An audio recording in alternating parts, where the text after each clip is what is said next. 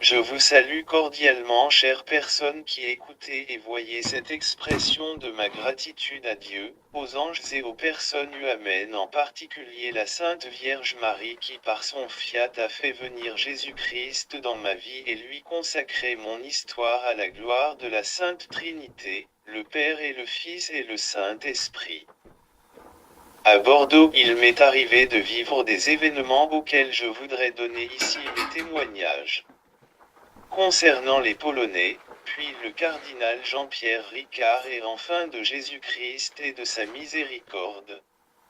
Écoutez et rendez grâce à Dieu pour ces signes de sa bonté et de son amour. Jésus, j'ai confiance en toi. Un exemple d'esclavage moderne des migrants polonais dans la région de Bordeaux.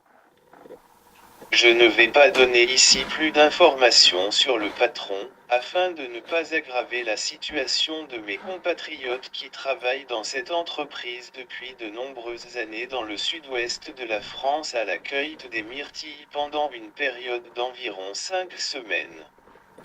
Quand j'ai appris cela de la famille française, invitée par elle au début de juin 2014, où environ 300 hommes et femmes de Pologne chaque année viennent et vivent dans les campings environ 50 km de Bordeaux, j'ai tout de suite pensé à organiser pour eux la Sainte Messe en polonais dans l'église française dans le village où ils travaillent, c'est-à-dire le temple. Quel joli nom, et pourtant c'est un lieu d'esclavage comme je vais l'expliquer dans ce témoignage.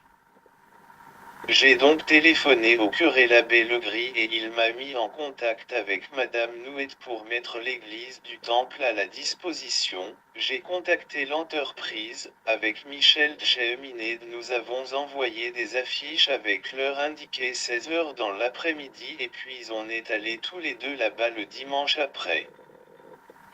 Nous avons rencontré Madame Maryse Nouette et une autre dame et, le voisin français qui aime la Pologne parce qu'il a visité ce pays et il est venu pour rencontrer les Polonais, quand il a su qu'il viendrait à la messe en polonais. Hélas, aucun Polonais ne s'était présenté à cette messe et donc il n'y avait pas de célébration. Allons les voir. Mais où sont-ils ?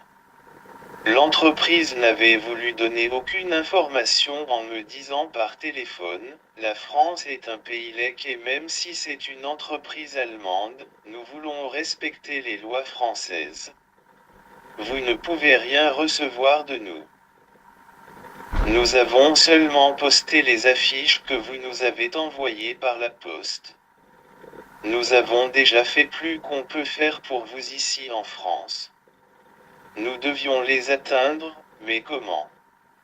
L'entreprise n'a pas fourni d'informations sur leur lieu de résidence des Polonais, c'est chercher une aiguille dans le foin, dans le pays où la religion est une affaire privée et informer le prêtre du lieu de résidence des Polonais serait une violation des droits de la laïcité du pays.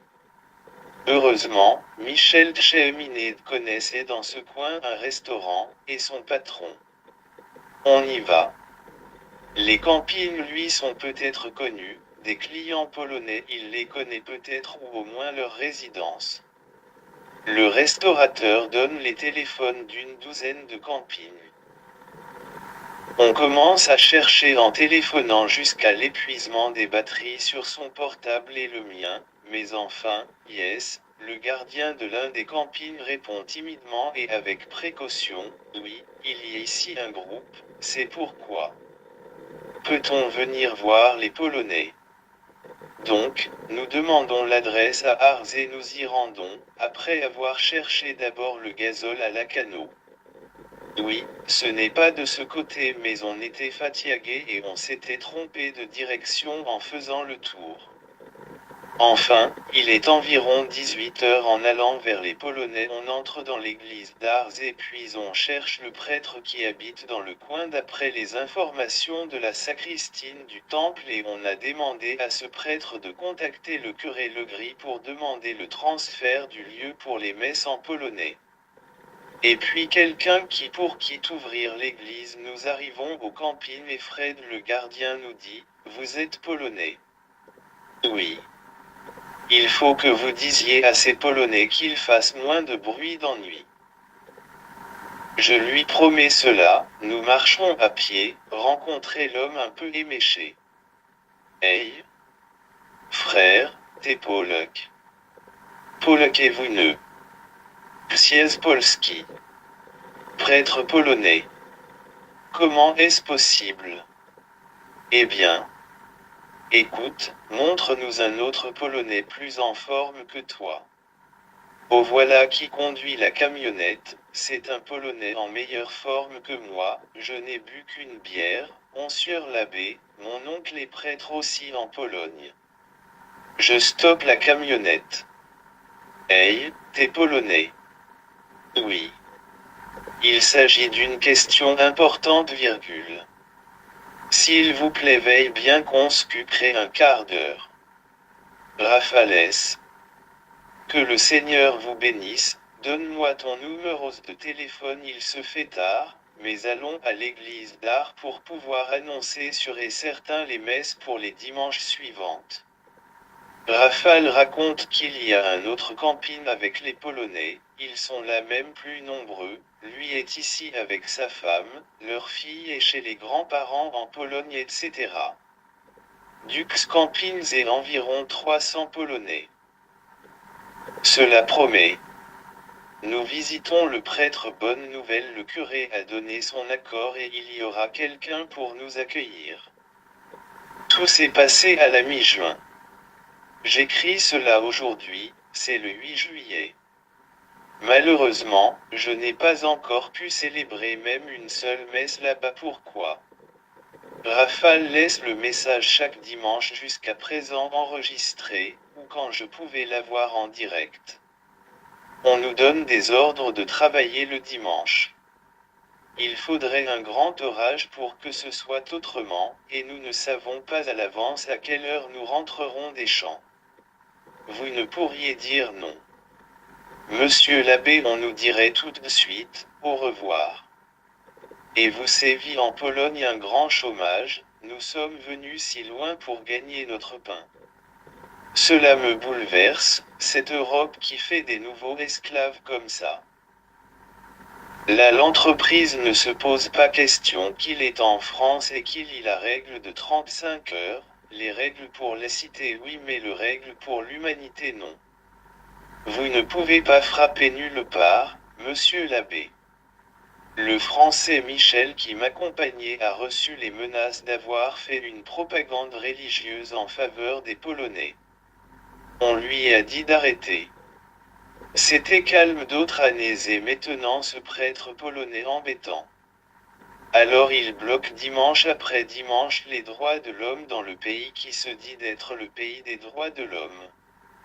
Si nous haïssons ce que nous sommes et ce que nous voulons, il nous envoie immédiatement en Pologne. Et l'année suivante il n'y aura pas de place pour les résistants et il faut faire un long chemin pour venir ici à nos propres moyens. Le dimanche 13 juillet. Est-ce que je pourrais enfin leur offrir une messe d'adieu jusqu'à l'année prochaine? Quel message S4 enregistrera sur mon portable de la part de Raphaël, ce Polonais Rafale? Je ne sais pas.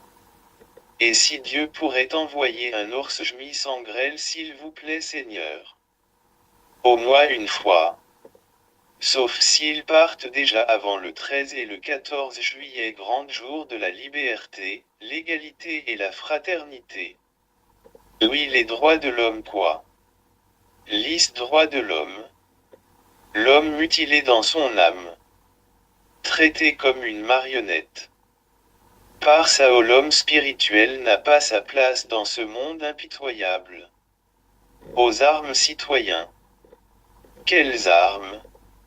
L'homme ne compte plus mais l'argent si voilà mon témoignage et une compassion et solidarité avec ces cœurs qui sont exploités par ceux qui ne pensent pas que l'homme pourrait avoir une âme à soigner, à sauver et le Seigneur Jésus a rencontré quand c'est son jour le jour du Seigneur.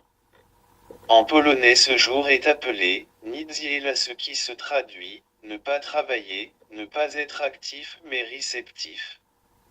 On voit qu'on en est loin en France dans tout cela en particulier pour ces immigrés polonais. Oui, malgré le dur travail de la semaine, l'entrepreneur allemand ici ne fait pas exception de la loi française que travailleur peut travailler seulement 35 heures par semaine. En outre, le dimanche il les fait travailler comme des esclaves à une nouvelle ère européenne. Il est né dans mon cœur le chagrin et la compassion pour les compatriotes qui sont ainsi traités dans le sud-ouest de la France comme des esclaves, ce que je ne savais pas, et j'ai même pensé que ce n'était pas possible dans ce beau pays, ma deuxième patrie.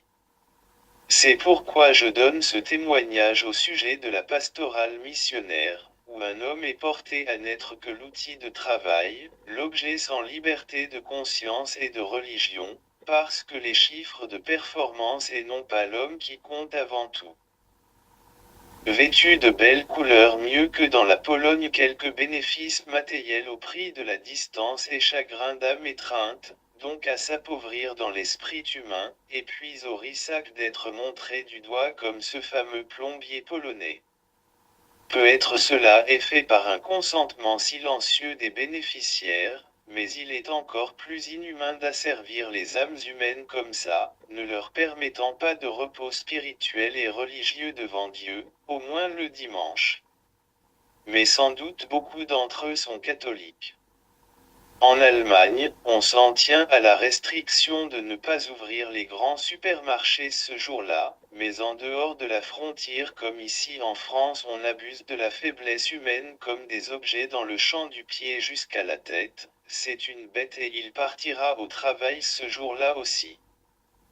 Cela se qualifie pour le tribunal de Strasbourg, mais parce que là où il y a des droits de l'homme à respecter, le chemin est très long pour l'obtenir la justice.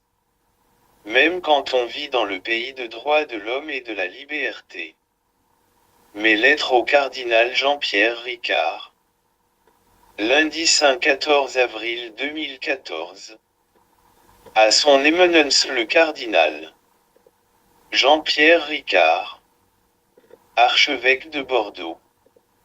Monsieur le cardinal et mon père évêque. C'est avec une stupéfaction que j'ai appris par la bouche de votre vicaire général, monsieur l'abbé Jean Rouet, rencontré le 7 avril dernier, qu'il est probable que je ne sois plus autorisé à exercer mon ministère au sein de l'Église, que le Christ Jésus vous a confié, à cause de ma spiritualité et mentalité qui ne conviendraient pas à la pastorale française. Après avoir scruté ma conscience et prié, je demandai au Seigneur Jésus dans les jours suivants, ce que je dois faire, étant donné que je me suis trouvé profondément offensé par les arguments évoqués de mon inadaptation à la mentalité française à cause de ma spiritualité et mentalité polonaise et aussi par un certain désaveu pour le charisme que j'avais reçu avec ma vocation religieuse et sacerdotale au sein de la congrégation Societa Christi. Je rends grâce à Jésus-Christ de m'avoir choisi à le servir dans le sacerdoce, ainsi que son Église, pour le salut des âmes des émigrés polonais, que j'exerce depuis 32 ans en France. Je sais mon indignité et insuffisance dans l'accomplisse de sa sainte volonté, j'avance dans l'âge et me prépare à l'ultime rencontre avec lui. Néanmoins, je ressens une certaine oppression sur ma liberté de conscience, en souvenir des propos entendus, et une certaine discrimination spirituelle, comme si on se jouait de ma personne à cause de ma spiritualité et mentalité polonaise, sans que je sois en faute, sauf, peut-être, d'être moi-même. Je crois que le Christ Jésus me pousse à vous écrire. C'est pourquoi, je vous adresse cette lettre pour vous demander de ne pas recourir à faire pression sur moi par l'intermédiaire de mon provincial, Jean Siaglot. À lui j'ai demandé de pouvoir rester à Bordeaux pour défendre éventuellement mes droits et mon honneur en tant que chrétien prêtre religieux et en tant que citoyen français. Je laisse donc à mon provincial, comme Jésus le faisait par rapport à son Père, en se référant seulement à ses propres œuvres qu'il accomplissait d'ailleurs en parfaite obéissance à ce même Père. Je suis venu à Bordeaux par obéissance à ma congrégation dont le provincial, le père Jean Siaglot, a la charge du supérieur majeur en France et en Espagne.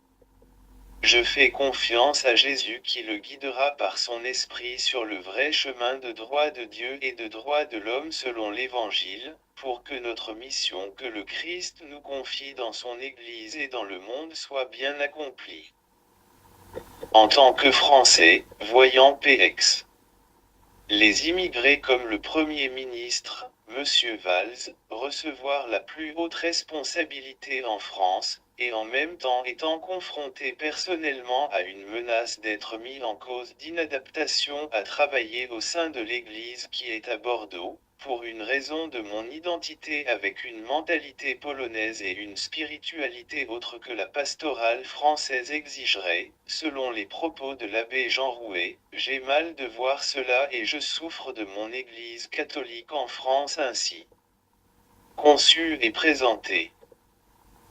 Puisque je suis français depuis longtemps, je pourrais demander et chercher l'emploi, le travail qui s'offre dans ce pays, et là on respecte les droits de la personne à avoir la personnalité telle qu'on possède, d'être soi-même, jusqu'à même autoriser les mariages homosexuels, et dans l'église qui est à Bordeaux on me dit, vous n'êtes pas compatible avec notre pastorale, donc, on va écrire à votre supérieur pour qu'il vous enlève.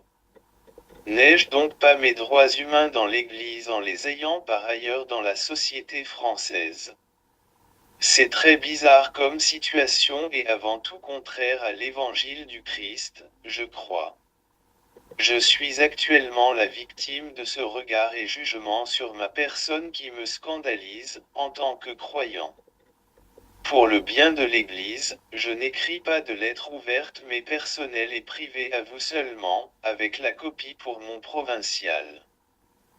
Et j'ai décidé de ne pas informer les Polonais de ce qui nous arrive actuellement en espérant que le cardinal de l'Église que vous êtes pourra mettre fin à toute cette histoire et tout ce qui s'était passé restera dans la discrétion.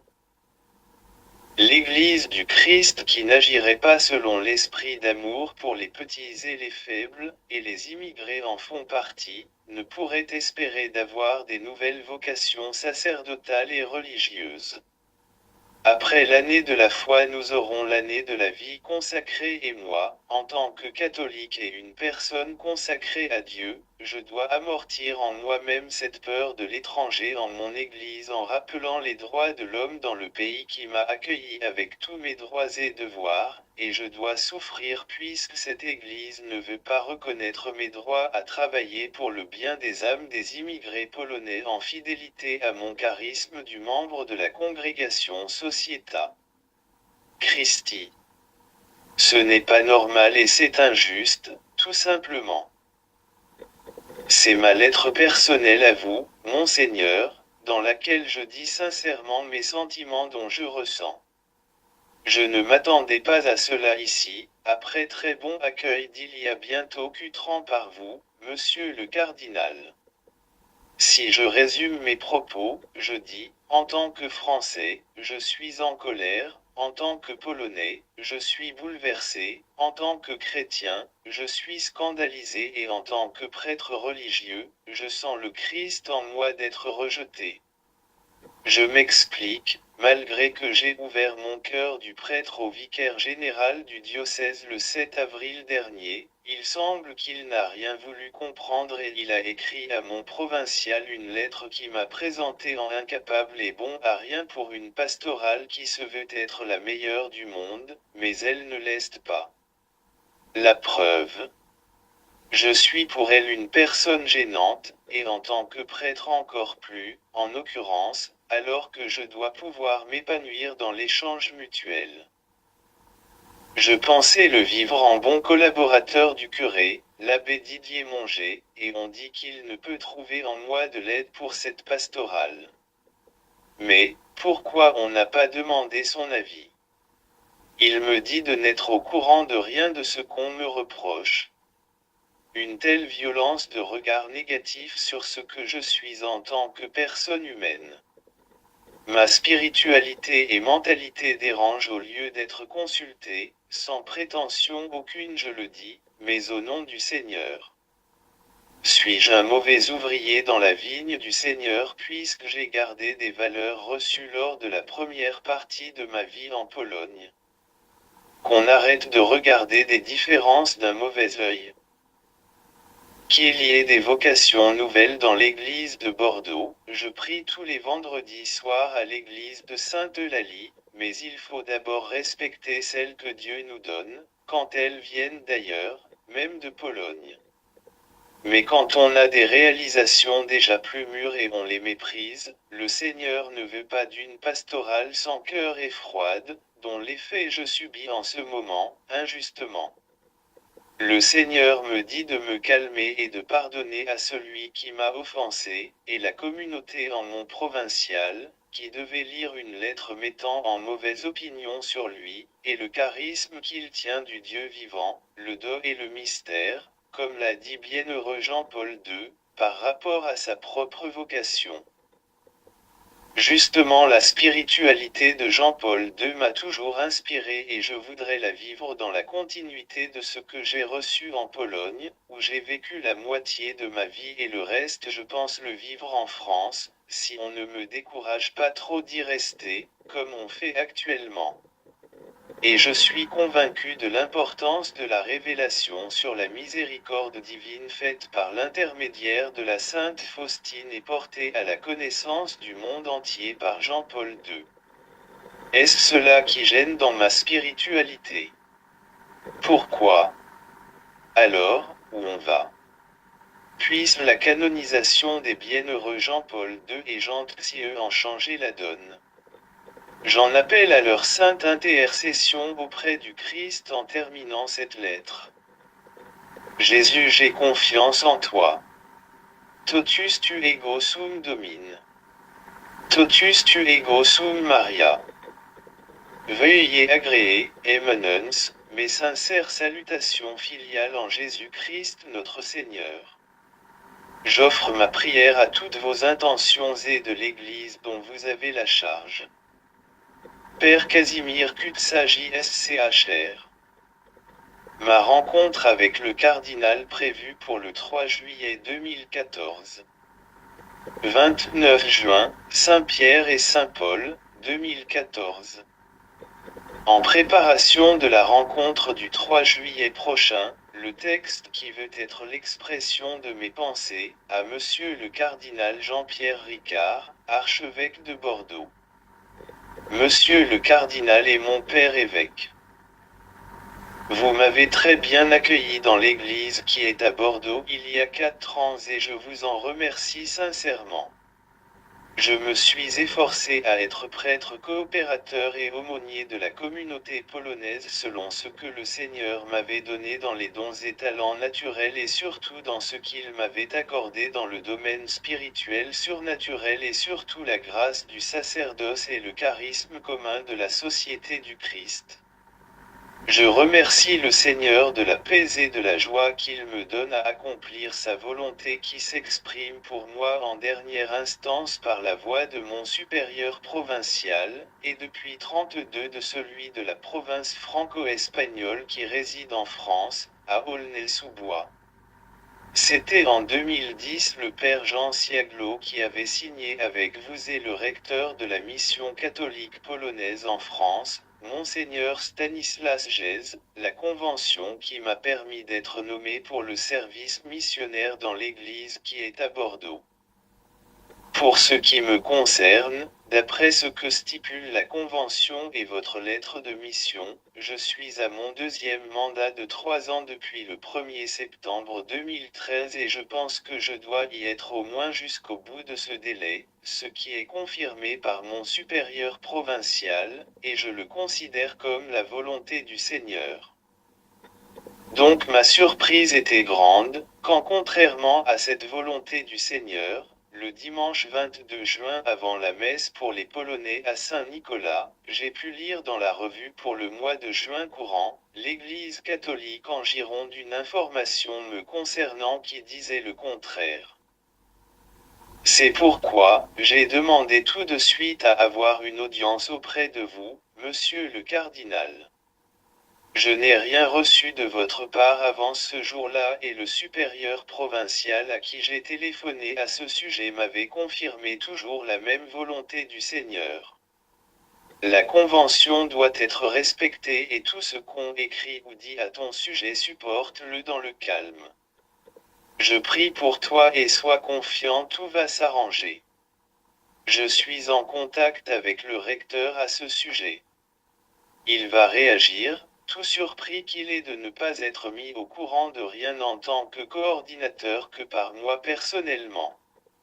La convention doit être respectée, etc. Ton épreuve aura sa fin et tout est bien qui finit bien, etc. C'est vrai, qu'entre 7 avril et 22 juin j'ai vécu quelque chose qui m'a beaucoup éprouvé. J'ai réagi par une lettre personnelle écrite à vous le 14 avril 2014, mais le provincial ne m'a pas autorisé à l'envoyer. Plus tard, quand j'ai appris que mon confrère Jaroslav Tcharski voulait se séparer de notre congrégation et qu'on lui a donné un nouveau poste sans que notre provincial soit consulté. J'ai même écrit une nouvelle lettre avec une plainte devant votre tribunal datée du 6 juin 2014. Mais mon provincial ne m'a pas donné de permission, cette fois encore, pour le faire.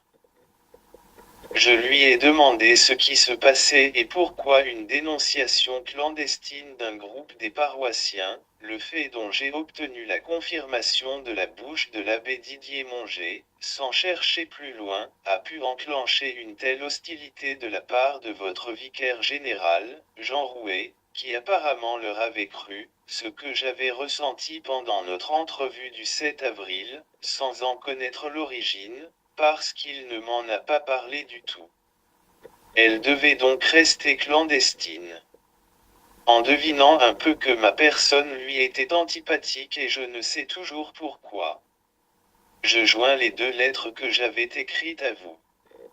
Le provincial m'a autorisé à le faire, si je le trouvais vraiment utile. Je lui ai dit, à l'abbé Jean Rouet et puis, je lui ai écrit, si ma personne ne convient pas pour la mission polonaise, il y a encore mon confrère dans le diocèse qui pourrait être déplacé à Bordeaux si mon supérieur trouve cela bon, mais la mission polonaise doit être continuée, moi, je me référerai toujours à sa décision comme à la volonté du Seigneur, puisque je suis prêtre religieux. Dans cette affaire il y a une injustice que, selon ma conscience, je ne pourrai jamais accepter. C'est pourquoi, je demande à mon Église qui est conduite par le Collège des évêques, sous la responsabilité du successeur de Pierre, et dont vous êtes membre, à me défendre devant cette injustice. Si, en tant que pasteur de l'église diocésaine vous pensiez que votre vicaire n'avait pas commis aucune faute, je vous demande d'être juste par rapport à cette situation. Pour commencer, la convention doit être respectée et mon provincial ne plus importuné. Il y a des délais et des échéances à être pris en compte et une recherche de la volonté de Dieu en permanence, de toutes les parties concernées, mais sans jamais essayer de forcer une conscience de qui que ce soit, et surtout de ne pas faire des coups ad personam pour abaisser l'autre comme cela a été fait vis-à-vis de moi devant mon supérieur et vis-à-vis de mon supérieur devant moi, lundi 23 juin par téléphone, une fois que j'avais posté sur mon blog personnel un article intitulé L'information à mon sujet qui n'est pas vraie. Je l'ai envoyé à monsieur l'abbé Jean Rouet en le pensant responsable de cette information. Il s'est mis en colère et continuait me traiter comme un exclu définitif du diocèse et en avait mal parlé de mon provincial et enfin coupé la communication brutalement. Cela m'a encore plus attristé, après 10 semaines d'oppression spirituelle liée à la dénonciation calomnieuse clandestine qui a mis en route un rouleau compresseur. Pourquoi vouloir de me dénigrer devant ma congrégation, devant le presbyterium, et enfin devant toute l'Église par l'information à la page des nominations, je ne crois pas du tout que de me ranger parmi les prêtres appelés à d'autres services en dehors du diocèse soit ma place. Que doit dire donc quand depuis on m'interroge de partout à ce propos? Il faut que l'explication vienne de vous pour calmer des esprits et cesse de provoquer scandale dans la communauté polonaise totalement surprise et à qui on ne dit rien sur la suite des choses. Il faut que la justice soit faite et que votre déclaration mette fin aux rumeurs. Je viendrai donc vous dire, monsieur le cardinal et mon père évêque, ce que je pense sincèrement. Je crois à mon tremplin pour la mission dans le diocèse de Bordeaux commencée il y a 4 ans et je demande de pouvoir la continuer le plus longtemps possible. Le Seigneur a permis que soit mis en épreuve avant que nous vivions tous en Église l'année de la vie consacrée, voulue et annoncée par le pape François 2014/2015. Je cherche quelle est la volonté de Dieu concrètement pour moi dans le diocèse. Je l'ai demandé dès le début de ma mission ici, Seigneur, que veux-tu que je fasse? Aujourd'hui je suis venu vers vous pour déclarer que le Seigneur veut que je sois une étincelle de sa divine miséricorde selon ce qu'il avait dit à sainte Faustine. De la Pologne sortira une étincelle qui préparera l'humanité à mon dernier avènement. Cette épreuve, c'était pour que je sois purifié avant un nouveau étape de ma vie en tant que personne consacrée et prêtre et pour que lui, le Seigneur, puisse agir un peu plus en cette place de mon néant que je suis. Voilà, mon éminence, ce qui se montre à moi comme vérité sur mon parcours missionnaire depuis 4 ans à Bordeaux. Puisse le Seigneur vous éclairer à ce sujet et puissiez-vous me donner une mission d'être votre répondant dans tout ce qui est lié à la spiritualité du Saint Jean-Paul II, qui a dit au sanctuaire de la Divine Miséricorde à Cracovie en 2002, si on veut comprendre mon pontificat, il faut se référer au message du Christ transmis par sainte Faustine. En conclusion, de confidence, mon père évêque, dans mon jeune âge et dans notre église paroissiale il y avait au-dessus d'une grande montre à droite du tabernacle l'image de Jésus avec cette inscription, Jésus, j'ai confiance en toi. C'était à travers elle que j'ai reçu les premiers appels pour être prêtre. Deuxième appel qui est devenu décisif à l'approche de mon bac, c'était une phrase dans l'article du cofondateur de notre congrégation, le serviteur de Dieu Ignacy Posadzi, les âmes polonaises à l'étranger se perdent. Je fais confiance à Jésus et à son Église fondée par lui sur Pierre apôtre. Je fais confiance à ma congrégation, la Société du Christ. Et je fais confiance à vous, voilà tout ce que je voulais vous dire et partager, en cette occasion de me présenter devant vous, monsieur le cardinal. J'espère en m'exprimant devant vous et en vous écoutant de faire un nouveau progrès dans la foi, l'espérance et la charité. La lettre mémoire sur l'icône de la Sainte Trinité ou l'image de la Divine Miséricorde. Écrite par le Père Casimir Kutsagi SCHR. Présentée au cardinal le 3 juillet 2014 comme une contribution au tremplin pour la mission dans la suite du parcours missionnaire. Philippe, qui me voit le Père J 14,9 l'image de Jésus qu'on connaît dans le monde entier depuis la canonisation de la Sainte Faustine, par cette petite phrase de Jésus, fait d'elle, à mon avis, l'icône de la Sainte Trinité. Les rayons rouges signifiant le Fils de Dieu et son œuvre de la justice et les rayons bleus pâles signifiant le Saint-Esprit et son œuvre de la sanctification. Le Père éternel qui par la passion et la Pâque de son Fils a réconcilié le monde avec lui et a envoyé l'Esprit Saint pour offrir sa miséricorde avait voulu cette icône pour le reste des temps de l'humanité dans son histoire terrestre.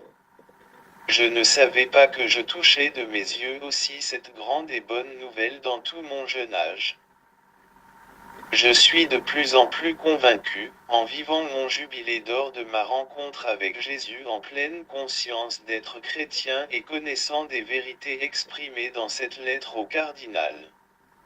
En l'âge de 12, je regardais l'image du Christ miséricordieux dans mon église paroissiale et je me sentais attiré vers Jésus pour être un jour son disciple et prêtre.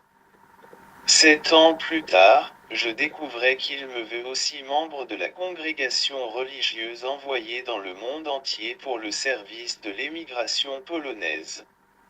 Avec l'œuvre pontificale du Saint Jean-Paul II, dont mon ordination n'avait précédé l'élection que de quelques mois, j'ai pu expérimenter comme lui la grandeur et la bonté de notre Seigneur Dieu, le Père et le Fils et le Saint-Esprit. Et, je n'oublie jamais Tchou, il y a eu depuis mon enfance cette image icône qui, au fur et à mesure, avec le temps, m'a permis de m'affermir dans la conviction, que je vais présenter d'abord. Nous sommes sauvés grâce au mystère de la Sainte Trinité. Je crois que si Dieu n'était pas la Sainte Trinité, nous ne pourrions jamais être sauvés. L'offense faite à Dieu exiguait que c'est Dieu qui seul pourrait nous sauver. Et la solution a été trouvée en Dieu, puisqu'il est en lui-même le Père et le Fils et le Saint-Esprit. Tout se passera donc entre le Père et le Fils et le Saint-Esprit et nous en sommes les grands bénéficiaires, c'est le grand mystère de la miséricorde divine. Le diable n'en croit pas du tout.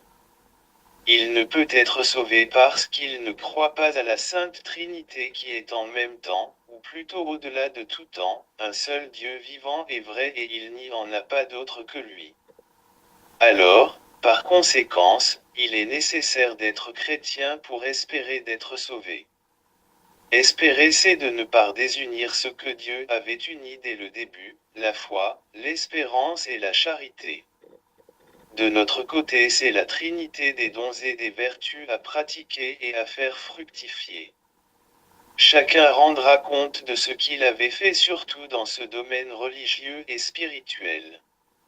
C'est tout cela en particulier que Jésus avait voulu rappeler à son Église et au monde entier par les entretiens et messages dictés à la Sainte Fausine, secrétaire et apôtre de la Divine Miséricorde.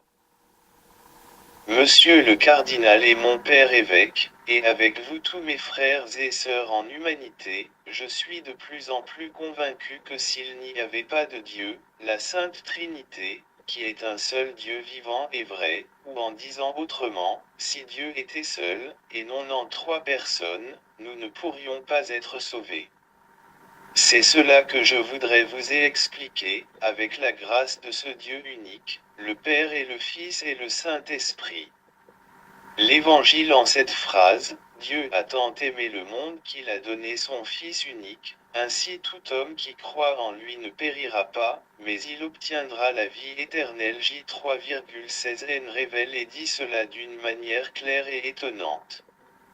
Dans un autre passage, Jésus le dit lui-même personnellement et cela à la foule, tous ceux que le Père me donne viendront à moi, et celui qui vient à moi, je ne vais pas le jeter dehors, car la volonté de mon Père, c'est que tout homme qui voit le Fils et croit en lui obtienne la vie éternelle. J 6,37 non. Remarquons ici les mots, tout homme qui voit le Fils. J'ai découvert en contemplant l'image que j'appelle des plusieurs noms, de la rédemption, de la divine miséricorde, de la Sainte Trinité, de deux testaments, de la sainteté, etc. C'est pour moi personnellement l'image de ma vocation et l'icône de la nouvelle évangélisation.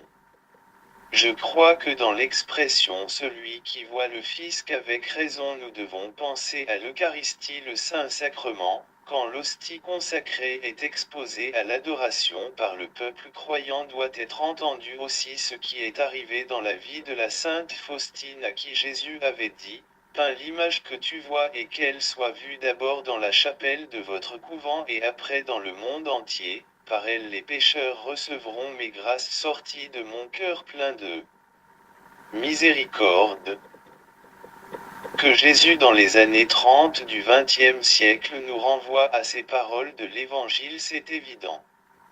Mais qu'il renvoie aussi à une peinture de son portrait avec les indications concrètes sur PX.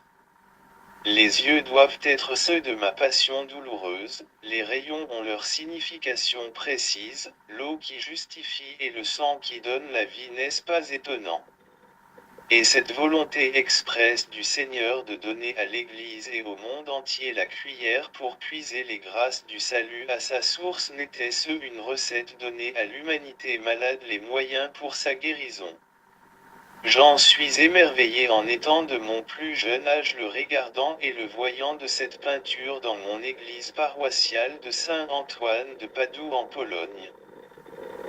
Tout au long de ma vie, il m'a été donné la grâce d'être fasciné de plus en plus de ce Christ Jésus à travers cette image, et j'en suis devenu fou amoureux grâce à tout ce que j'ai pu d'abord lire de la vie de la Sainte Faustine et surtout depuis le jour de mon ordination sacerdotale lire avec tant d'autres la vie du Saint Jean-Paul II. Lui, justement, pendant la Deuxième Grande Guerre, à pied passé par l'endroit où se trouvait à l'époque cette image dans le couvent de Sœurs de la Mère de Miséricorde à Cracovie, et je suis intimement convaincu qu'il avait vécu une pareille expérience que moi. 20 ans plus tard, le Seigneur l'a regardé et lui a dit, « N'aie pas peur, viens et suis-moi », et il est entré au séminaire clandestin en disant, comme moi 30 ans plus tard, « D'accord Jésus, j'ai confiance en toi ». Pour que le message et l'image donnée à travers le service de vie de la Sainte Faustine soient portés à la connaissance du monde entier et soient une table de pilotage de la nouvelle évangélisation pour le 3e millénaire de l'annonce salutaire pour l'humanité de la part de la Sainte Trinité, un seul Dieu vivant et vrai, jeune Karol Wojtyla a été choisi et envoyé, au sein de l'Église en tant que grand pape pour être l'apôtre de la divine miséricorde. Il l'a reconnu publiquement, au moment de la consécration de la basilique qui porte ce nom à Cracovie en août 2002, pendant son dernier voyage apostolique dans son pays natal. Si on veut comprendre mon pontificat, le pontificat de Jean-Paul II, a-t-il dit, il faudra se pencher et méditer le message du Christ venu par l'intermédiaire de la Sainte Faustine. Déjà sa première encyclique Redemptor Homini sur le Rédempteur, le Fils de Dieu, Jésus-Christ, publiée le jour du Saint Casimir 4 mars 1979, a mis mon cœur en solidarité spirituelle forte avec lui et son pontificat à ses débuts, et quand j'avais appris que sa deuxième encyclique était Divine Misericordia du 30 novembre 1980, sur la Divine Miséricorde, j'ai compris que sa spiritualité du prêtre, de l'évêque et maintenant du pape, était aussi liée que la mienne depuis jeune âge à cette icône de la Sainte Trinité, accent grave l'image de la Redemption. C'est après que j'ai obtenu la confirmation de ce que je devinais intuitivement, de son parcours de vie pendant la guerre et de ses fréquentations de la chapelle où cette image icône était exposée tout ce temps, et l'accent grave et jusqu'aujourd'hui. Du Fils au Père, du Père au Fils et à l'Esprit Saint. La Sainte Trinité est glorifiée sans cesse dans ses paroles et dans ses actes de la vie. La troisième encyclique ne pouvait être que celle et l'accent grave, Dominum et Vivificantem du 18 mai 1986. Logiquement, on s'attendrait d'abord d'entendre parler du Père, après du Fils et enfin de l'Esprit. La première sur le Père, la deuxième sur le Fils et la troisième sur le Saint-Esprit. Ce serait plus logique, selon les formules connues. Mais quand on est familier avec cette image icône, on fait comme lui, le Saint Jean-Paul II l'avait fait. C'est le fondement de sa spiritualité et de son pontificat, comme je l'ai déjà noté tout au début de cette dissertation, en citant ses propres paroles de son dernier voyage en Pologne. Son dernier voyage en France à Lourdes est aussi un signe pour moi en ce qui concerne sa piété mariale et sa devise épiscopale Totus tu tirée du livre du Saint Louis Grignon de Montfort, de la vraie dévotion à la Sainte Vierge Marie. En préparant l'année sainte il a fait pareil ou presque, du Fils par l'Esprit Saint au Père éternel, pour fêter l'incarnation du Verbe dans la lumière de la Sainte Trinité. Et pour le troisième millénaire il conseillait à fixer notre regard sur le Fils qui est l'image parfaite du Père dans le Saint-Esprit. Fixer son regard sur, cela paraît peu de choses de notre côté, regarder une image, et pourtant cela est compté pour beaucoup aux yeux de Dieu que de lui faire ainsi confiance comme à un seul vrai Dieu, en trois personnes divines, à cette très sainte Trinité, en disant humblement, Jésus, j'ai confiance en toi. Il y a dans cette phrase l'essentiel de la foi, de l'espérance et de la charité. C'est pourquoi, Jésus a demandé à sainte Faustine que cette invocation particulière soit mise aussi expressément sur cette image qui doit attirer à lui les âmes et les cœurs des êtres humains par le biais de leurs propres yeux. L'Esprit Saint dans cet entretien entre le Fils et le Père qui donne la vie éternelle a voulu pour l'humanité ce sacramentel unique, qui n'est pas encore, malgré tout ce qui se fait dans le monde avec les publications des prières et des messages que porte en particulier le petit journal de la Sainte Faustine, pas encore totalement et pleinement compris. Ce n'est pas le sacrement, oui, d'accord, mais une telle intervention avec au sommet une consécration de l'humanité à la divine miséricorde, par le grand pontife romain, qu'il est permis maintenant d'appeler saint en si peu de temps après son départ de ce monde, cela ne doit-il pas nous interpeller et c'est mon cas, chers amis chrétiens ou non, je dirais, sans vouloir offenser personne, si vous le faites vous serez chrétien. Vous serez tous les chrétiens ou vous ne serez pas, je dirais, en pensant aux paroles de Marlowe, à propos de la spiritualité de l'humanité dans le troisième millénaire. Dieu en est l'auteur discret en action des paroles prononcées et révélées en même temps que des signes qui sont donnés comme la Sainte Écriture en donne plein d'exemples. Je vais essayer de vous dire quelque chose que vous n'avez jamais encore entendu, l'explication de cette image et inscription donnée à l'humanité dans le temps qui sont les derniers. J'ai trouvé tout dans cette image et cette inscription et je vais m'en expliquer en méditant avec vous la parole de Dieu.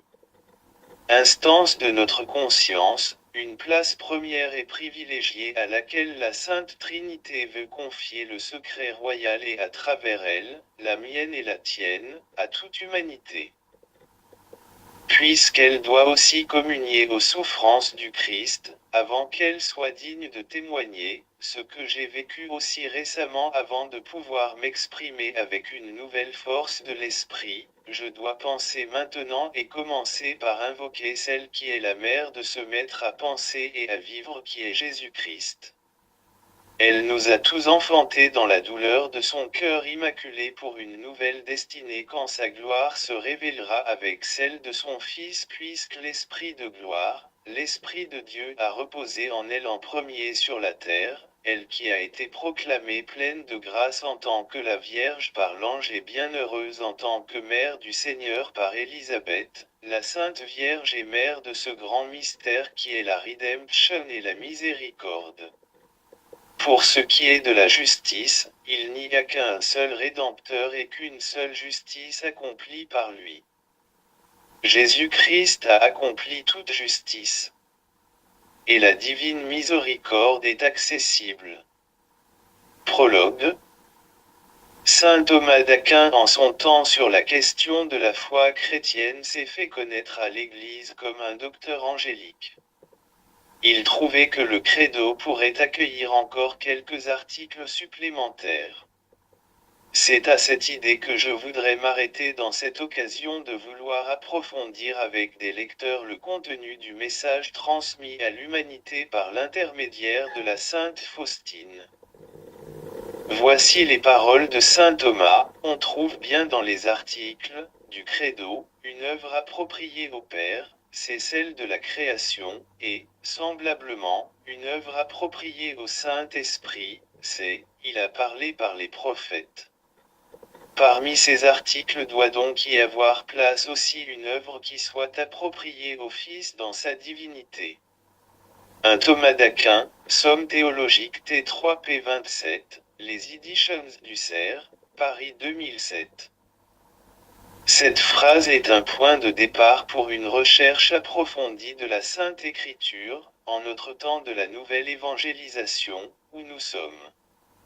J'espère obtenir de l'aide de l'Esprit Saint qui a parlé par les prophètes d'abord et puis par les apôtres et d'être son petit instrument dans cette tâche théologique que m'a inspiré la canonisation du bienheureux Jean-Paul II. D'après Saint Jean-Paul II, le théologien ne peut pas se limiter à préserver les trésors de la doctrine héritée du passé. Il devrait chercher à comprendre et à exprimer la foi de telle manière qu'elle puisse être acceptée par notre façon contemporaine de penser et de parler. Jean-Paul II. Mon livre de méditation, édition du Rocher Jean-Paul Bertrand, 2004 pour l'édition française. P 71. Comme l'avait écrit saint Thomas d'Aquin, que j'ai cité au début de notre réflexion, je crois dans la lumière de la foi, que le credo, appelé aussi le symbole des apôtres, pourrait accueillir encore, au moins, un article suivant concernant Jésus de Nazareth, le voici, par le service de Jean-Baptiste, il a accompli toute justice. On le mettrait entre les faits mystérieux, il a pris chair de la Vierge Marie et s'est fait homme, et il a souffert sous Ponce Pilate. Ainsi, l'appropriation faite au Père et à l'Esprit Saint, l'un d'être créateur et l'autre de parler par les prophètes, serait aussi prophétie pour le Fils de Dieu qui porterait sur l'accomplissement de toute justice. Que les autres articles pourraient encore trouver place dans le credo, c'est un sujet que nous n'aborderons pas ici. Mais il est important de connaître, au passage, et la citer l'opinion de la théologie scholastique, que saint Thomas a portée jusqu'à presque la perfection.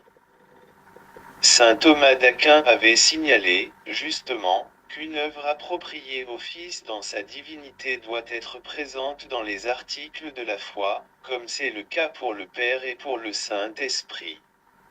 Et pourtant personne après lui, même s'il ne manquait jamais des thomistes, surtout parmi les dominicains, n'a soulevé cette question dans l'histoire, il me semble. Devant les problèmes si nombreux à notre époque pour l'Église qui vit une grande épreuve de la foi catholique. En tant que prêtre religieux, je voudrais, avant l'année de la vie consacrée, relever ce défi, avec la grâce de Dieu et la force de l'Esprit Saint. Je l'ai déjà fait pendant l'année de la foi en langue maternelle, polonais, maintenant je veux le faire en français. Le Seigneur m'avait fait naître en Pologne et y vivre 30 premières années et puis, après m'avoir appelé à la mission auprès des Polonais à l'étranger, il me fait vivre en France depuis bientôt 33 ans. Saint Thomas, en parlant des articles possibles pour le credo, a ajouté aussi ceci au sujet du Saint-Sacrement en regrettant en quelque sorte, c'est mon intuition, que ce credo n'en évoque pas l'institution. Voici son avis à ce sujet, le sacrement de l'Eucharistie présente une difficulté spéciale, plus que beaucoup d'articles. On devrait donc faire à son sujet un article spécial. Il ne semble donc pas que le nombre des articles soit suffisant. Deux œuvres citées p. 27 après ce qu'on sait de ses créations dans ce domaine, Tantum Ergo par exemple avec tout son développement qui en France est récité entre la deuxième lecture et l'évangile le dimanche de la fête Dieu appelé maintenant la solennité du Saint-Sacrement du corps et du sang du Christ. Le docteur Angélique parle des articles de la foi catholique et de ceux qui sont dits dans le credo, au cours de la célébration de l'Eucharistie dominicale.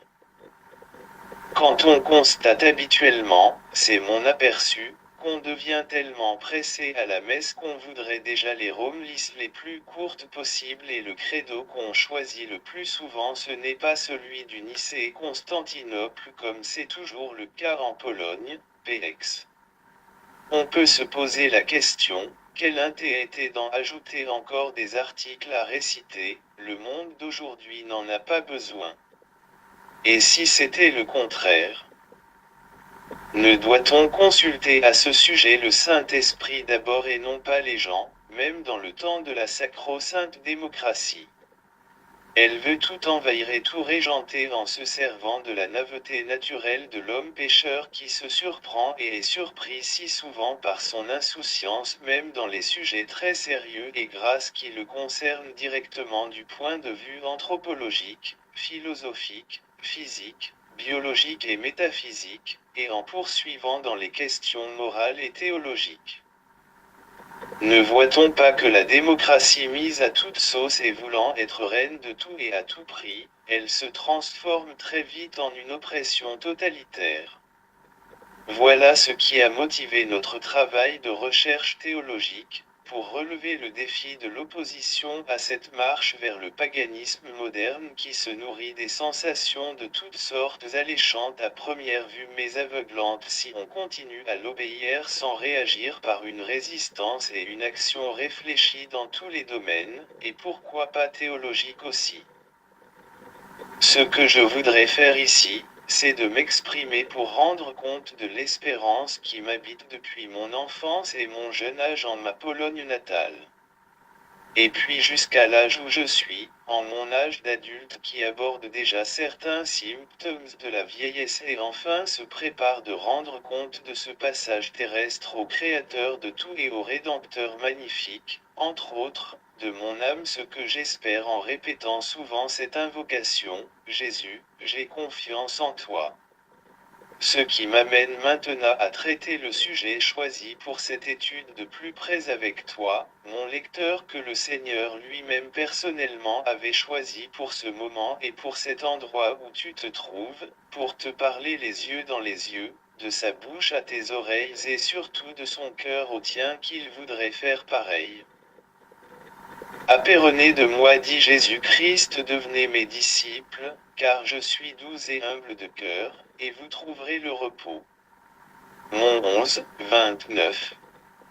Nous avons l'occasion d'apprendre le Christ dans cette étude, et il y a des choses anciennes dans tout cela, mais il y a aussi, tu seras surpris, mon ami, il y aura des choses nouvelles dont tu n'as jamais entendu parler, même si tu es, peut-être un cardinal.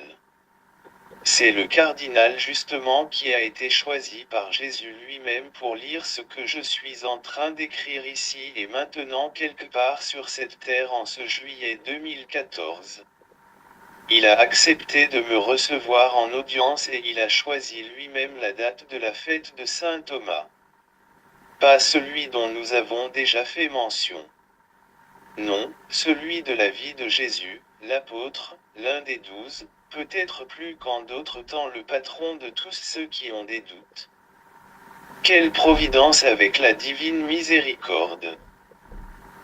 Deuxième dimanche de Pâques, institué comme le voulait Jésus s'entretenant avec une simple religieuse Hélène Kowalska par le Saint Jean-Paul II en l'année sainte quand ce même dimanche il l'a proclamée sainte. Et voyons. Lui-même 14 années plus tard le 27 avril dernier a été en présence des millions de gens et dans le monde entier par les services des médias honorés et par le pape François proclamé saint. Et cela encore plus étonnant, cela n'était jamais arrivé avant en la présence de son fidèle collaborateur et successeur même dans la place du vicaire du Christ en étant maintenant le vénéré pape émérite. Je vous salue cordialement chères personnes qui écoutez et voyez cette expression de ma gratitude à Dieu, aux anges et aux personnes humaines en particulier la Sainte Vierge Marie qui par son fiat a fait venir Jésus-Christ dans ma vie et lui consacrer mon histoire à la gloire de la Sainte Trinité, le Père et le Fils et le Saint-Esprit. Il me faut, enfin d'aller en avant et donc chercher à expliquer comment cet article nouveau concernant Jésus et le credo s'était proposé et, je dirais, doucement imposé, à moi, à partir de l'an 2000, je dois dire, que depuis ce moment-là, je n'ai pas osé de changer le contenu de ma prière mais pendant l'année de la foi, je l'ai fait en écrivant même au pape une lettre à ce sujet. Le cardinal pourra peut-être la retrouver quelque part à l'occasion de son passage à Rome, peut-être elle est dans les archives, si on ne jette pas des lettres dans une poubelle dans la si noble institution. Donc ma lettre du prêtre religieux devrait normalement être quelque part, non. Je ne tiens pas à le savoir. Je n'ai fait que mon devoir. Cela s'était imposé doucement mais fortement à moi le 19 décembre 2012, comme maintenant s'était imposé à moi d'écrire cette longue lettre étude à mon père évêque et monsieur le cardinal. Depuis ce jour-là donc dans ma prière du credo, je le mets en pratique personnelle, j'en parle parfois aussi dans mes entretiens spirituels avec les chrétiens et d'autres personnes, quand une situation et un sujet se prêtent, je veux dire le sujet de message de la divine miséricorde selon sainte Faustine et selon saint Jean-Paul II. Dans mon travail pastoral aussi, dans les homélies quand on évoque saint Jean-Baptiste, j'entre tout de suite dans la profondeur de cette découverte liée avec l'image de la Sainte Trinité.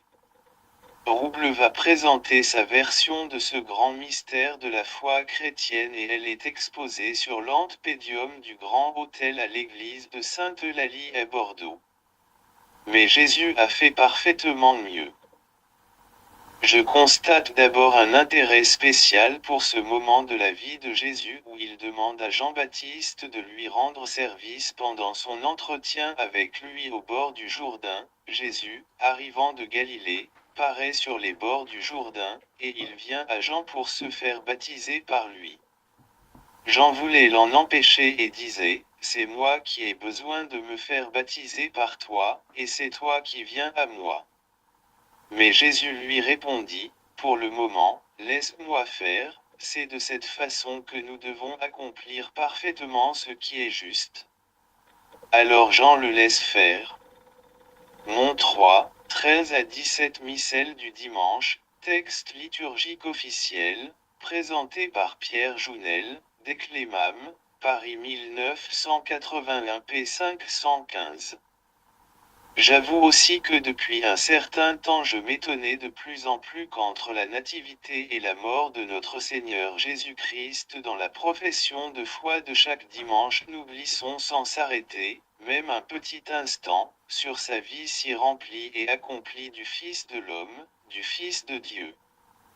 Quand enfin j'ai découvert et contemplé pendant si longtemps le visage du Christ de miséricorde, peint selon sa volonté exprimée à la sainte Faustine le 22 février 1922 au couvent de Plock, j'ai été saisi de l'importance de connaissance plus profonde de celui que Dieu a envoyé. Je demandais, Seigneur Jésus, j'ai confiance en toi. Mais fais-moi connaître ton mystère plus en profondeur. Dis-moi, comment dois-je parler de ta rédemption aux personnes humaines pour qu'elles puissent avoir cette même confiance et accepter ta miséricorde? Je comprends maintenant plus précisément que parler de la miséricorde et ne pas parler de la justice serait d'ignorer l'œuvre divine accomplie par la personne divine du Fils de Dieu. En lisant l'œuvre de saint Thomas d'Aquin, sa somme théologique, j'ai découvert, ce que j'ai déjà écrit là-dessus et j'ai pris une décision de faire cette recherche et de donner à mes frères et sœurs en humanité et en Église mon témoignage. Je reviens au choix du jour de saint Thomas, qu'on appelle parfois Yenredul. Il est permis donc aussi au cardinal de ne pas croire tout de suite à cette lettre mémoire et tout son contenu. Mais j'espère qu'il en tiendra compte dans ses décisions me concernant et je pourrai alors l'aider dans son projet appelé « Le tremplin pour la mission », après que j'avais eu la joie de prendre part de mon mieux au projet précédent, 4 années du parcours missionnaire.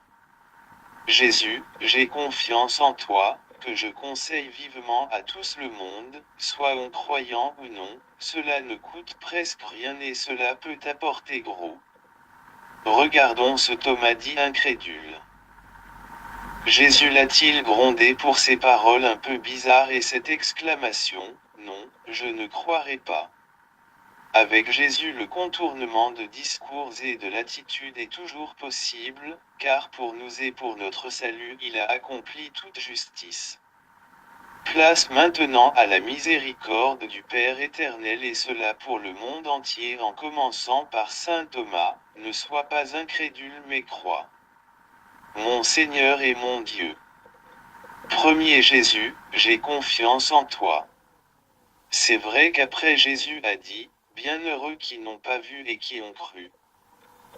Mais cela s'applique que pour une minorité, je crois, et pourquoi pas jusqu'à cette année 1922 où à partir de ses entretiens mystiques avec la sœur Faustine il lui a donné, et à travers elle à toute l'Église ses ordres, que soit réalisée une image de lui et multipliée autant que possible à travers toute la terre, et quand il a fait promesse d'en tenir compte par rapport à chacun qui voudrait tellement le voir avant qu'il revienne dans la gloire de son Père.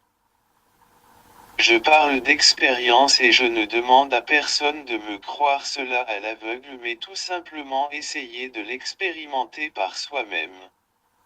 Il y a de moins en moins de processions avec le Saint-Sacrement, pas de foule à l'adoration proposée. Alors pourquoi ne pas expérimenter ce message et l'image voulue et donnée par lui? Il savait à l'avance combien d'images de toutes sortes vont envahir l'être humain à ces croisées des millénaires.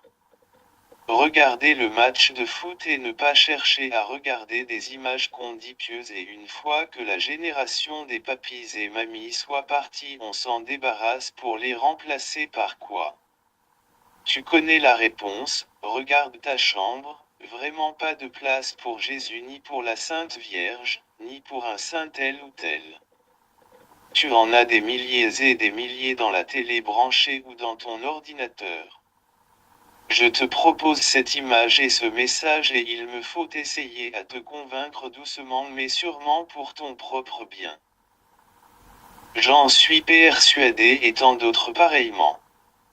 Je sais que c'est l'icône unique de la Sainte Trinité donnée dans toute l'histoire de l'humanité qui en elle-même et par elle-même résume toute la parole de Dieu contenue dans les Saintes Écritures et dans toute la tradition de l'Église et son magistère.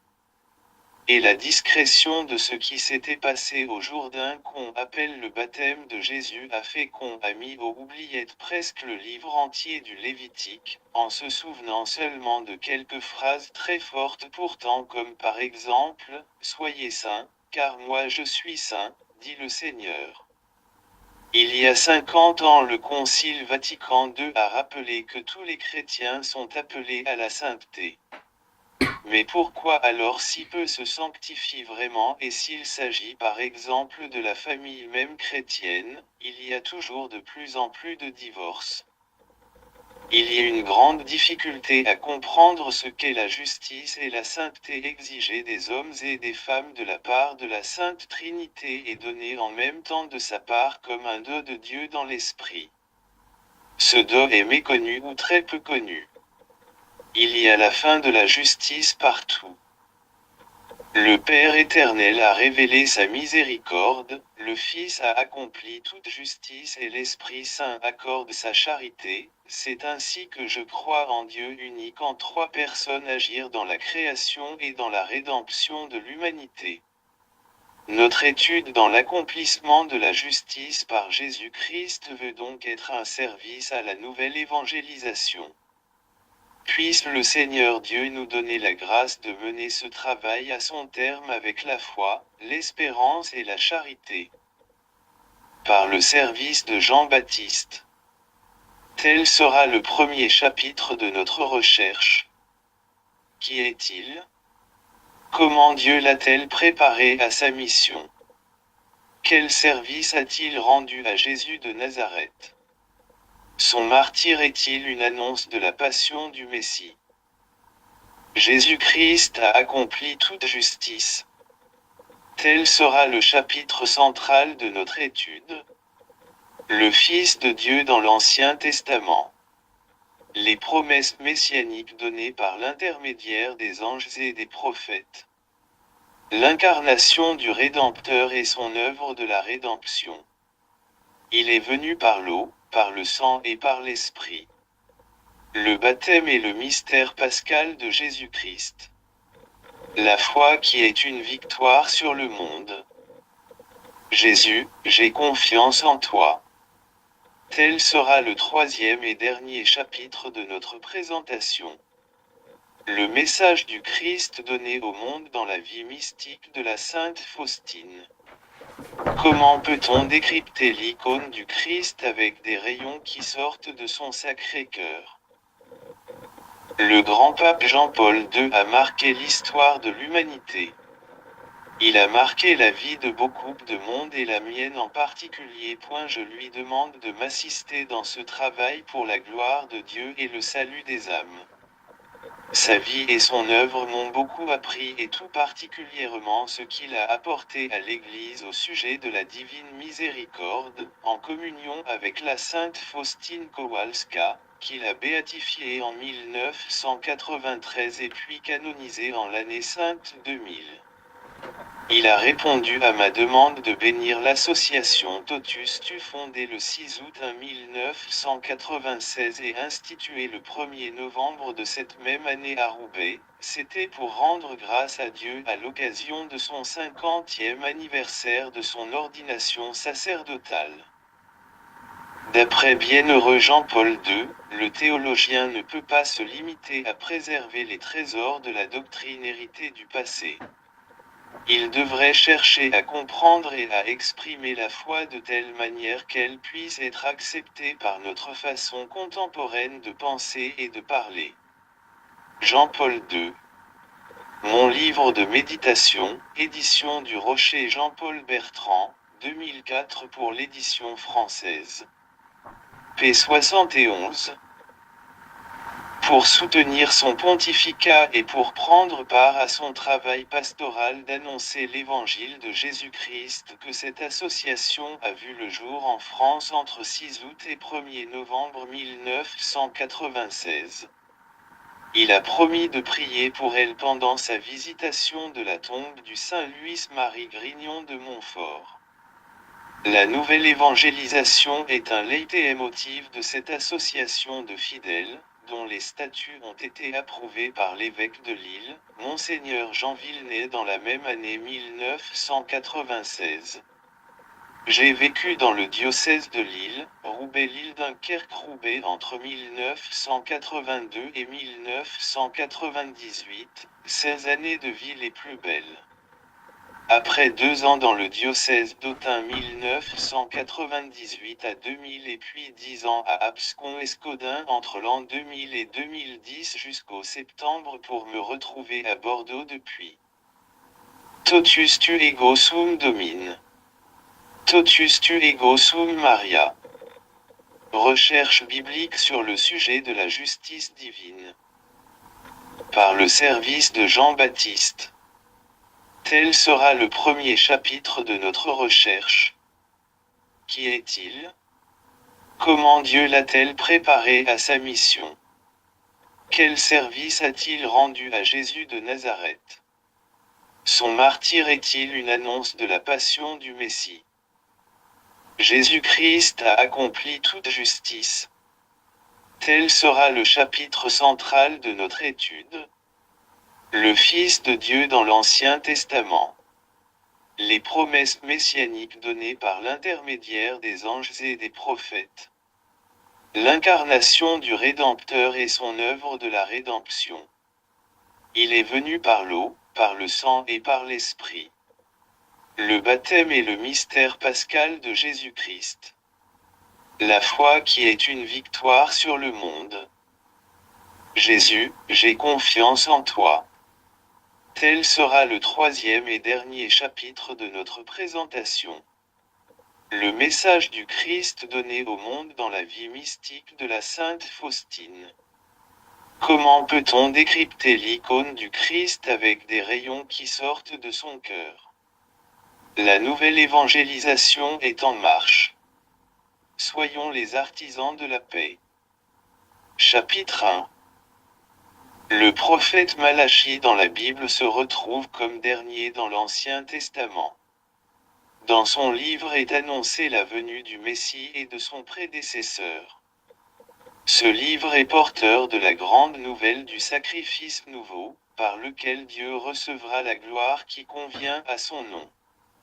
Il est indéniable que Jean-Baptiste a fait partie des grands et qu'il était tout à fait proche du Christ, car le Seigneur dit de lui, « Parmi les fils de la femme il ne s'est levé personne de plus grand » Mon 11,11. Œuvre citée p. 37. Le plus grand parmi les hommes nés de la femme, Jean-Baptiste aura un service à rendre au Messie promis dans tout l'Ancien Testament, ce sera de le baptiser dans les eaux du Jourdain quand tous les deux dans l'âge humain ils passeront 30 ans. Saint Luc évangéliste s'est appliqué dans la première partie de son premier livre d'en rendre compte le plus précisément possible. Pour le Christ Jésus aussi bien que pour Jean-Baptiste les récits de l'Annonciation et de la naissance de l'un et de l'autre sont présentés d'une façon narrative évidente. Jean-Baptiste est de la descendance sacerdotale du grand prêtre Aaron, le frère de Mose. Aussi bien du côté de son père Zacharie que de sa mère Élisabeth. Ainsi son service à préparer les chemins au Sauveur du monde trouve son enracinement dans tout le culte liturgique rendu à Dieu tout au long de l'histoire du peuple d'Israël que Dieu a fait sortir de l'esclavage et de misère dans le pays d'Égypte. La première alliance de Dieu avec son peuple près de la montagne de Sina et le dos de la loi auront leurs applications dans le culte exercé d'abord dans la tente de la rencontre pendant la traversée du désert et puis dans les lieux choisis par Dieu pour cela, avant que ce soit dans le temple de Jérusalem l'office sacerdotal soit organisé selon ce que Dieu a ordonné au peuple d'Israël dans le Lévitique. L'Annonciation est faite par l'ange Gabriel à Zacharie dans ce temple de Jérusalem 6 mois avant celle que le même ange portera à Marie, la Sainte Vierge à Nazareth en Galilée. Dans son message Dieu fait dire au grand prêtre en exercice que sa prière a été exaucée, sa femme stérile par elle-même et dans sa vieillesse lui donnera un fils, il doit le nommer Jean puisque Dieu fait grâce. L'ange décrit d'avance sa mission d'appeler à la conversion les fils d'Israël et la préparation pour le Seigneur d'un peuple parfait. L'esprit et la puissance du prophète sont évoqués aussi pour qu'on puisse voir tout ce que l'Ancien Testament a préparé par les grands prophètes pour que la réconciliation entre Dieu et l'humanité puisse se réaliser à travers l'alliance nouvelle et éternelle en Jésus-Christ. Le Seigneur Jésus l'explique dans cette phrase, la loi et les prophètes ont travaillé jusqu'à Jean, depuis lui le royaume de Dieu souffre violence et ce sont des violents qui y entrent. Rêve. Il est aussi annoncé que Jean-Baptiste sera rempli de l'Esprit Saint dès le sein maternel. À sa naissance son père Zacharie lui-même prophétisera sur l'enfant des choses qui s'accompliront au bord du Jourdain 30 ans plus tard, tu feras connaître au peuple le salut qui s'accomplira par une rémission de ses péchés grâce à la miséricorde de notre Dieu. Cette miséricorde divine prophétisée ici par Zacharie nous la retrouvons dans le message du Christ donné au monde et à l'Église dans la vie mystique de la Sainte Faustine. Le soleil levé dans le haut qui nous visite pour éclairer ceux qui vivent dans l'ombre et dans les ténèbres de la mort pour les orienter vers le chemin de la paix, c'est Jésus-Christ dont Jean-Baptiste fera connaître la présence et l'œuvre, voici l'agneau de Dieu qui enlève le péché du monde. Les grands prêtres de l'Ancienne Alliance avaient une mission d'enlever les péchés du peuple d'Israël par des sacrifices d'animaux offerts, dont le sang devait être versé et porté devant le Seigneur Dieu, dans le Saint des Saints. Avant d'être égorgé, l'animal recevait les péchés par l'imposition des mains et la confession faite au nom des pécheurs par le grand prêtre.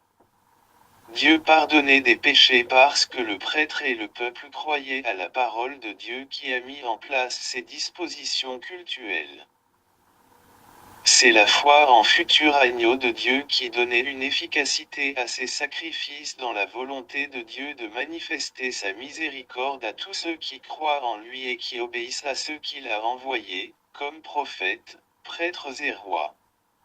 Certains prophètes étaient aussi prêtres, et Jean-Baptiste était le dernier et le plus grand parmi eux en même temps que représentant de toute l'humanité le plus grand des hommes nés des femmes selon ce qu'a dit le Seigneur Jésus dans l'Évangile.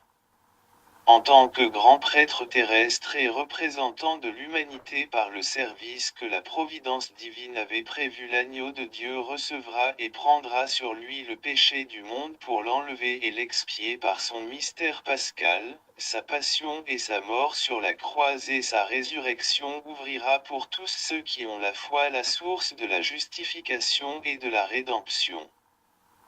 Nous allons poursuivre ce sujet de Jean-Baptiste et sa vie et sa mission, une fois établi tout ce qui concerne Jésus-Christ et son œuvre de la justification, il a accompli toute justice.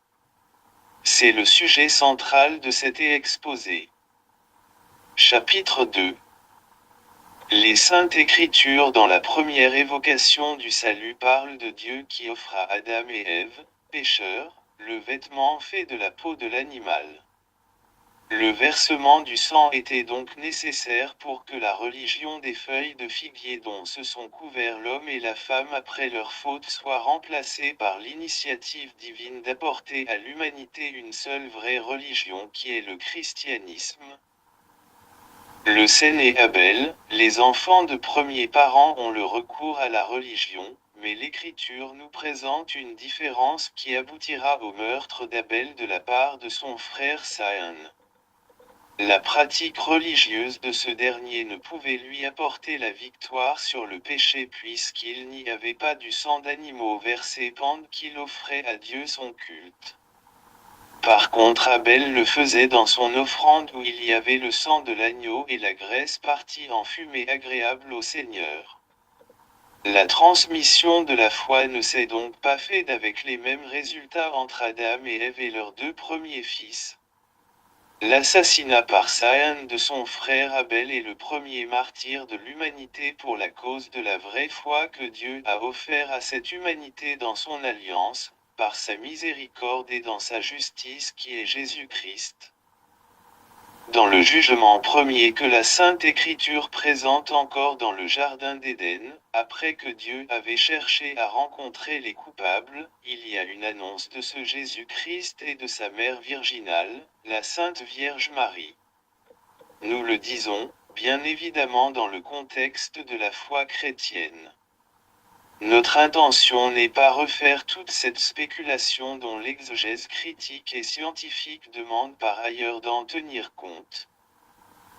Cette femme annoncée est retrouvée aussi dans l'Apocalypse de Saint Jean, la semence et le descendant qui va écraser la tête du serpent, etc. Dieu fait ici une promesse d'envoyer le Rédempteur. Cela est évident et ce récit biblique se termine par l'évocation d'un geste divin de couvrir les premiers pécheurs humains d'un vêtement solide, annonce du salut parfait et généreux au prix du sang du Fils de Dieu qui pour nous et pour notre salut, conçu en tant que le Fils de l'homme du Saint-Esprit, a pris chair de la Vierge Marie et s'est fait homme. Nous croyons que, par le service de Jean-Baptiste, il est venu accomplir toute justice et a souffert sous Ponce Pilate, a été crucifié, il est mort et a été enseveli, il est descendu aux enfers, le troisième jour il est ressuscité des morts, etc. Dieu qui couvre les pécheurs du vêtement nouveau et solide, à la place des tentatives de se couvrir par leurs propres moyens ou les moyens naturels des feuilles de figuier, c'est-à-dire la religion d'invention humaine quelle qu'elle soit, voilà la bonne nouvelle qu'apporte la révélation divine de l'Ancien et du Nouveau Testament. Le péché du monde est une grande injustice. Si grande que seule la justice de Dieu peut être une réponse valable et valide. Le Verbe de Dieu fait chair accomplit cette justice dans le monde et dans son histoire, le plan du salut prévu et annoncé par Dieu, la Sainte Trinité, se révélera et s'accomplira dans la vie et la mission du Rédempteur divin, notre Seigneur Jésus-Christ, l'agneau de Dieu, qui enlève le péché du monde, par son baptême dans le Jourdain et l'anéantit par sa passion sur la croix. Le christianisme est le fruit de l'œuvre du Messie, qui en demandant le service à Jean-Baptiste lui explique qu'ainsi il nous faut accomplir tout ce qui est juste et sur le moment d'expirer sur Golgotha, il dit que tout est accompli. Les paroles du Christ crucifié, j'ai soif, n'avaient pour moi, avant cette étude, qu'un sens tout à fait naturel d'un homme qui souffre dans son corps le manque de l'eau, ou un sens spirituel dans le sens de vouloir sauver les âmes. L'évangéliste notait pourtant que Jésus le disait pour que l'écriture s'accomplisse. Un lien entre cet événement mystère et l'annonce du livre lévitique, ou un bouc qui a reçu sur lui les péchés d'Israël bande d'hommes qui pour annuel puis a été renvoyé dans le désert pour y mourir de faim et de soif, je ne l'ai pas vu avant. Maintenant cela est évident pour moi. Il fallait que s'accomplisse tout ce qui a été annoncé au sujet du Sauveur du monde. Comme tant d'autres références du livre du prophète d'Isaïe sur le serviteur souffrant et de Jérémie ou Ézéchiel. La question est donc suivante, qu'on doit se poser sur l'accomplissement de toute justice qui se réalise d'abord pendant le service de Jean-Baptiste rendu à Jésus-Christ. La réaction de Jean-Baptiste nous dit la nouveauté de l'événement et de l'ignorance de celui-ci à ce propos. Jean est surpris par la demande de Jésus et tout d'abord il veut refuser de faire cela. Jésus insiste et Jean cède et le laisse faire. Ce le laisse faire dit l'essentiel dans l'œuvre du salut qui est une œuvre de Dieu seul, mais le service demandé par Dieu aux personnes appelées et envoyées à cela trouve aussi toute sa place. Ce n'est pas insignifiant dans cette façon de lire l'Évangile que de revenir dans le passé pour méditer leur première rencontre à la visitation de Marie, la mère du Christ accomplie en faveur d'Élisabeth, qui a eu lieu 30 ans auparavant à Ein Karem. Le service de Dieu incarné à Jean, le fils du grand prêtre d'Israël, Zacharie, s'est fait à cette occasion. L'enfant a été rempli de l'Esprit Saint pour être un jour son prédécesseur et baptiseur au bord du Jourdain. Une fois ce service rendu au Sauveur du monde, Jean-Baptiste le proclamera l'agneau de Dieu qui enlève le péché du monde à 2 reprises en 2 jours qui se suivent. Et quelques-uns de ses disciples deviendront ceux du Christ lui-même, des apôtres. En particulier, nous devons entendre Jean, fils de Zébédée, qui relate cette proclamation de son premier maître dans son évangile et parle en lui et ses lettres et aussi dans l'Apocalypse de ce sujet qui nous intéresse d'une manière assez explicite et claire. Par exemple, dans les entretiens de Jésus avec un certain Nicodème sur la nouvelle naissance de l'eau et de l'esprit ou dans sa lettre écrite vers la fin de sa vie que Jésus est venu par l'eau, le sang et l'esprit, son témoignage sur la foi véritable, une foi donnée à l'Église du Christ, est victorieuse du monde à condition qu'on prenne en considération tous les 3 éléments ensemble. Ne pas séparer ce que Dieu a uni, l'incarnation, le baptême, la vie et la mort, la résurrection et la gloire du Christ Jésus, mais croire fermement et fidèlement à toute cette révélation et le chemin du salut. C'est lui aussi, qui se tenait au pied de la croix du Christ et qui a vu l'eau et le sang sortir du côté transpercé par la lance du centurion. Il en donne le récit très précis et assure que son témoignage est vrai. Revenons, maintenant à notre sujet principal, il a accompli toute justice, ou dans d'autres traductions tout ce qui est juste. Enlever et prendre sur soi tous les péchés des hommes, du premier au dernier, de toute l'histoire de l'humanité, cela ne pourrait être accompli par un homme. Il fallait pour cela Dieu lui-même. Ce n'est pas la volonté humaine, même celle du Christ, Fils de l'homme, qui nous sauve, mais la volonté divine, celle du Père et du Fils et du Saint-Esprit. Et elle est éternelle. Dieu a décidé de nous sauver dans son éternité. Mais il fallait emporter un témoignage dans le temps qui est le nôtre, de cette histoire qui nous est donnée à vivre une fois pour toutes à chacun. Pour manifester et accomplir cette décision de Dieu, le Messie de Dieu s'est révélé à l'humanité et a donné témoignage à la vérité. Celui qui est de la vérité écoute sa voix et croit en lui et en son œuvre de l'Évangile. Jean-Baptiste se disait petit par rapport de celui qui l'annonçait, de ne pas être digne de lui délier les sandales. Il annonçait aussi un jugement terrible que celui-ci exercerait sur le monde rebelle, mais il ne se doutait pas du service qu'il allait lui rendre, étant le descendant du grand prêtre Aaron, aussi bien par le côté de son père que de sa mère. Toutes les dispositions données par Dieu d'Israël à Moïse et à son frère Aaron concernant le système du pardon et de l'expiation, décrites avec précision dans le livre de Lévitique, n'étaient que l'ombre de ce qu'allait accomplir celui qui le demande de représenter le prêtre terrestre et toute l'humanité pécheresse et de faire passer tous les péchés de toute l'histoire sur lui, le prêtre céleste, selon l'ordre de Melchizedek.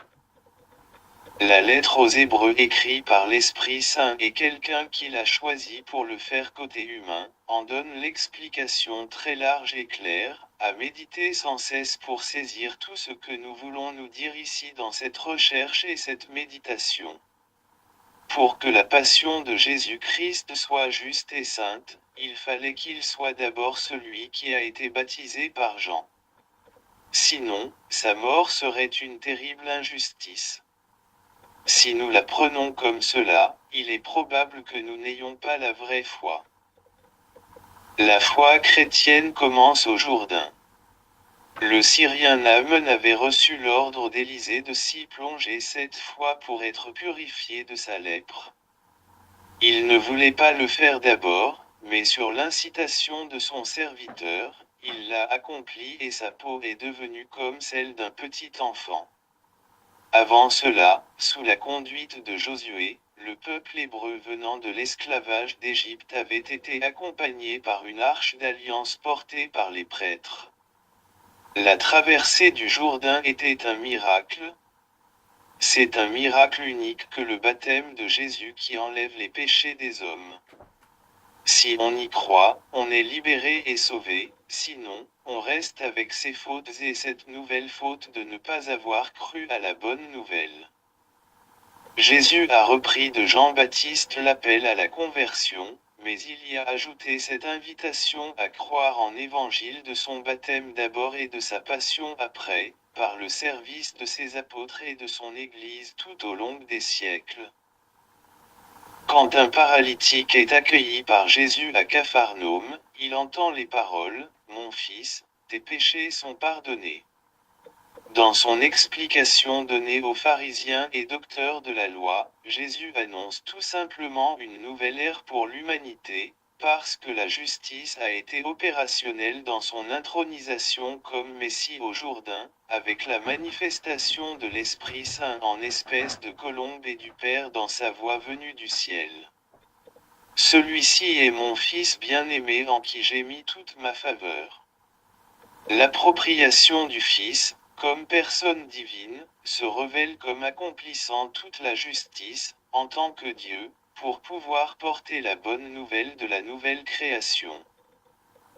Dans la synagogue de sa ville Nazareth, Jésus donne largement l'explication sur l'accomplissement de la prophétie d'Isa sur son ministère du prêtre, prophète et roi.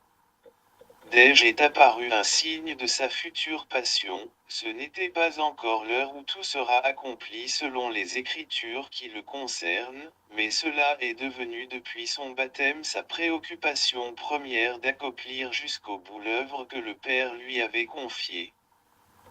Quand le besoin de combler le vide, après que Judas est parti de son chemin les apôtres qui, à l'intervention de Pierre, cherchent à le remplacer. Les postulants devraient être en expérience vivante de cet événement du baptême du Christ, et Matthias est de ce l'accent grave et Dieu l'a choisi à servir le Christ rédempteur, ressuscité. Quelle est notre compréhension dans la foi du baptême du Christ Jésus? La discrétion de ce mystère a servi pour l'accomplissement du salut de l'humanité sans que l'adversaire de Dieu et des hommes s'en rende compte. S'il le savait, il n'aurait jamais crucifié le Fils de l'homme. Et les grands de ce monde qui passent n'auraient pas contribué à ouvrir aux croyants les portes du royaume des cieux.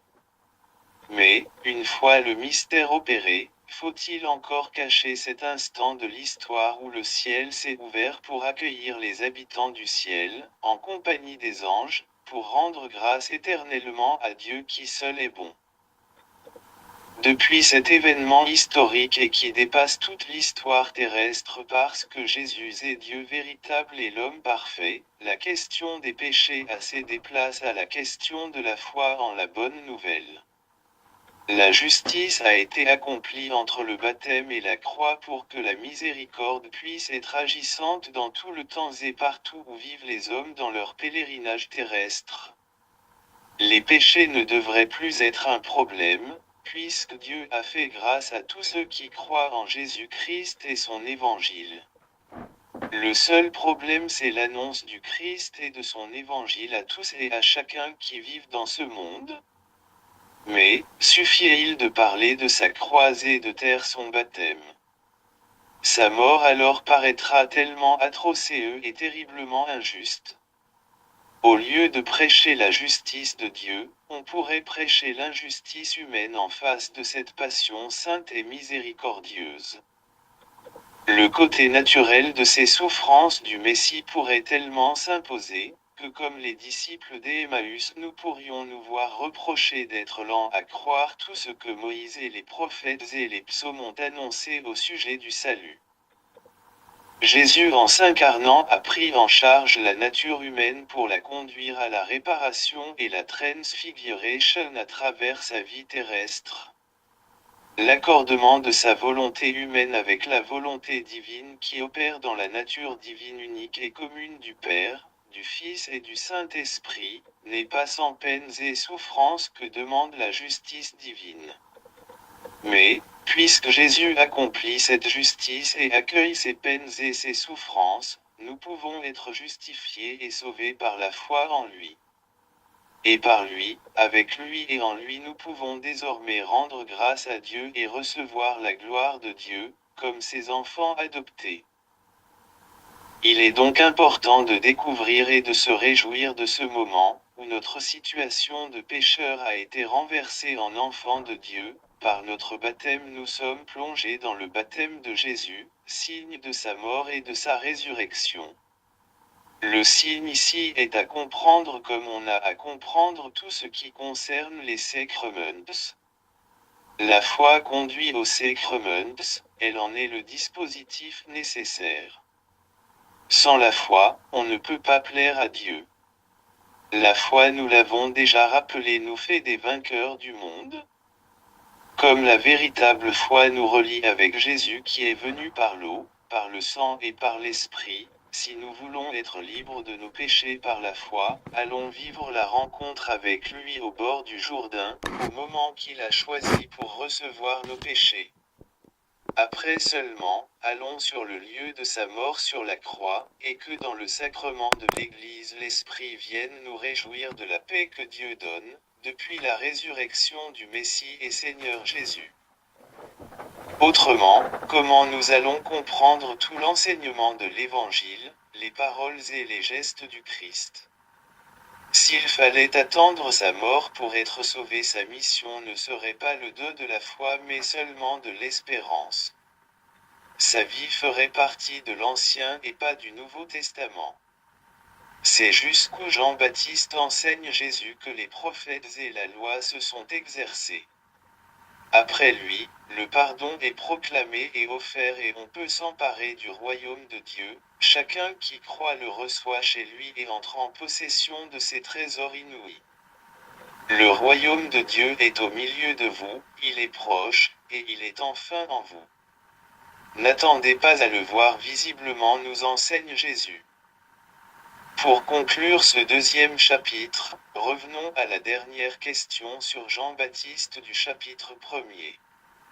Est-ce sa mort une annonce de la mort du Christ? Les prêtres de l'ancienne alliance faisaient passer les péchés d'eux-mêmes et du peuple qu'ils représentaient devant Dieu sur les animaux qu'ils devaient ensuite égorger et avec du sang de ces animaux chercher à obtenir le pardon de Dieu. C'est Dieu qui leur a dit de le faire ainsi. Croire à la parole de Dieu et prendre les dispositions prescrites annonçaient ce qui devait être accompli dans le mystère pascal du Christ.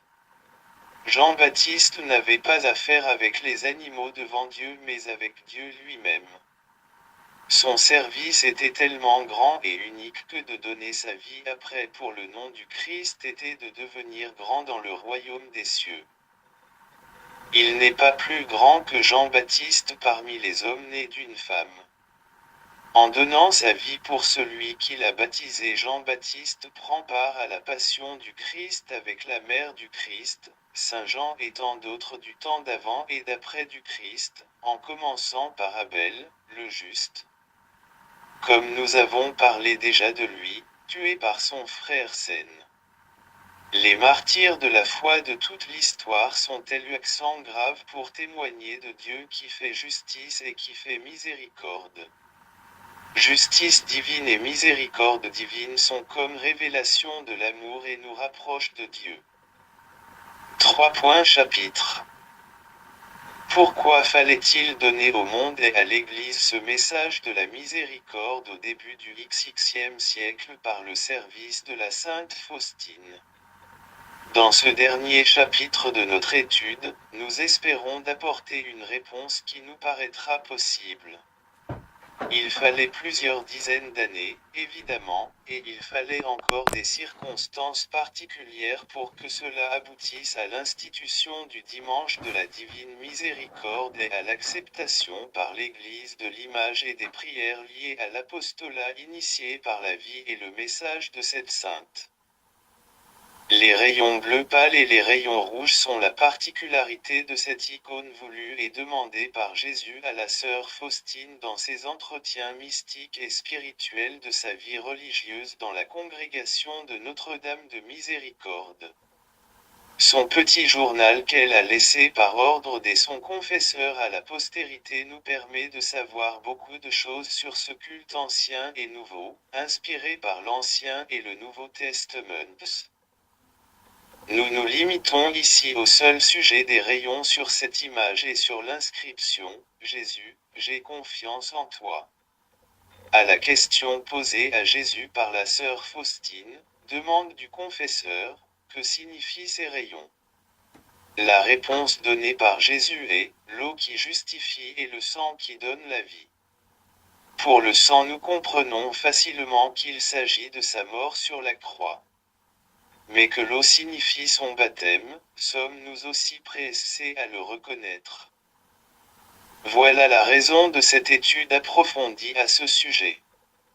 Nous avons essayé d'y apporter quelques éléments de l'Écriture sainte pour que notre confiance en Jésus et son œuvre soit plus fervente et plus grande par la contemplation de cette image de Jésus miséricordieux. Épilogue. Jésus-Christ reviendra dans la gloire pour juger les vivants et les morts. Dieu, le Père, a transmis à son Fils d'exercer tout jugement, puisqu'il est le Fils de l'homme. Cela est une révélation de l'Évangile selon saint Jean. Le disciple que Jésus aimait, présent aussi bien au baptême du Jourdain qu'au pied de la croix de Jésus, a reçu dans une vision de l'Apocalypse l'exposition des prérogatives du Roi des rois et du Seigneur des seigneurs. Lui approprier la justice divine comme l'exercice central et particulier selon ce qu'enseignent les Écritures est une question de la foi chrétienne. La divine miséricorde venant du Père éternel ne peut s'exercer autrement qu'en accord parfait de la divine justice et dans la vérité. Le Christ Jésus a déclaré, « Je suis le chemin, la vérité et la vie, personne ne va vers le Père sans passer par moi. » En voulant nous rapprocher de cette révélation divine, nous avons médité le fait des rayons voulus sur l'image du Christ avec l'inscription « Jésus, j'ai confiance en toi » et il est apparu évident pour nous que Jésus a accompli toute justice et il est vraiment notre Dieu et notre Sauveur. Le Seigneur à qui tout pouvoir a été donné au ciel et sur la terre. La nouvelle évangélisation est en marche à partir de ces paroles qui terminent l'évangile selon saint Matthieu, qui met le baptême de Jésus comme l'accomplissement de toute justice, comme nous l'avons médité dans cette étude. Allons donc, de toutes les nations faire des disciples en les baptisant au nom du Père et du Fils et du Saint-Esprit. Je suis de plus en plus convaincu que s'il n'y avait pas Dieu qui est la Sainte Trinité, nous ne pourrions pas être sauvés. L'évangile d'aujourd'hui révèle et dit cela d'une manière claire et étonnante. Nous sommes témoins d'une conversation entre le Père et le Fils à notre sujet et nous apprenons que la vie éternelle consiste à la connaissance de cette vérité qui porte le nom de Jésus-Christ, le seul Dieu, le vrai Dieu trouve en lui, Jésus-Christ un révélateur et médiateur devant lui pour la cause des hommes et devant les hommes pour la gloire de Dieu. La glorification mutuelle entre le Père et le Fils donne la vie éternelle aux hommes qui croient en la Sainte Trinité et l'œuvre accomplie par le Fils sur la terre à la demande du Père qui est dans les cieux. Le contenu de cette conversation est une révélation de ce qui se passera au moment de l'ascension et la dernière partie de cet entretien devient une prière en notre faveur. Dieu, le Fils, prie Dieu, le Père, de nous être propice et favorable parce que le Fils a bien voulu laisser pour quelque temps sa gloire et descendre sur la terre pour récupérer la propriété perdue que le Père a confiée à lui de la retrouver et de l'amener à nouveau au ciel. Tout se passe en Dieu, entre le Père et le Fils, entre le Fils et le Père et pourtant c'est nous qui en sommes les grands bénéficiaires. Une seule condition est signalée et soulevée en ce qui nous concerne, ils ont reconnu, dit Jésus à son Père, que tout ce que tu m'as donné vient de toi, car je leur ai donné les paroles que tu m'avais données, ils les ont reçues, ils ont vraiment reconnu que je suis venu d'auprès de toi, et ils ont cru que c'était toi qui m'avais envoyé. Cela paraît peu de choses de notre côté et pourtant cela est compté pour beaucoup aux yeux de Dieu de lui faire confiance comme à un seul vrai Dieu, cette très sainte Trinité. Et où est l'Esprit Saint dans cet entretien entre le Fils et le Père? Il en est l'auteur discret en action des paroles prononcées et révélées en même temps là-bas il y a très longtemps à l'heure où Jésus passait de ce monde à son Père mais aussi ici et maintenant quand ce qu'il a été dit et écrit et lu et prononcé, repris et expliqué à nos propres esprits, de bouche à oreilles et en touchant nos intelligences pour s'enfoncer dans nos cœurs de croyants, des chrétiens. À la suite de Pierre, Jean, Jacques et André et tous les autres apôtres et quelques femmes dont Marie, mère de Jésus et sa famille dont il a voulu sur la terre tirer ses origines. Cet Esprit Saint est à l'origine de son humanité comme l'ange Gabriel a annoncé à cette Vierge éternelle et mère unique en son genre. Justement elle est élue accent grave désormais avec une maternité nouvelle liée avec sa maternité divine. Cette conversation dont nous avons parlé tout à l'heure entre le Fils et le Père ne serait ce qu'elle était s'il n'y avait pas son engagement dans toute cette histoire concernant cette divine gloire, laissée d'abord et puis reprise ensuite une fois l'œuvre du salut des âmes humaines accomplie. C'est elle qui, à l'endroit de ce qu'elle avait souffert au pied de la croix du Christ Jésus son Fils, qui devient une confidente première et privilégiée de ce que la Sainte Trinité veut confier à toute l'humanité. La Sainte Vierge Marie et l'Eucharistie tiennent une grande place dans ma vie. Puisqu'elle a communié aux souffrances du Christ, elle nous a tous enfantés dans la douleur de son cœur immaculé pour une nouvelle destinée quand sa gloire se révélera avec celle de son Fils, puisque l'Esprit de gloire, l'Esprit de Dieu a reposé en elle en premier sur la terre, elle qui a été proclamée pleine de grâce en tant que vierge et bienheureuse par Élisabeth en tant que mère de son Seigneur. C'est elle qui est devenue la terre du vivant à qui en premier le Seigneur a montré sa face. Cette dernière évocation de la scène de la visitation convient à ce jour dernier du mois de mai puisque c'est ce jour que l'Église se souvient de ce mystère du rosaire. C'est pour moi aussi le jour particulier, c'est l'anniversaire de mon ordination sacerdotale il y a 36 ans à la cathédrale de Poznań en Pologne. Je remercie le Seigneur de cette grâce, priez pour moi, les événements dont nous relisons les quelques traits évocateurs et caractéristiques ne sont pas que du passé, non, tout est porté et actualisé par l'Esprit Saint dont nous implorons une nouvelle acquisition. Notre gloire partagée par le Christ à ses amis vient du Père par l'Esprit.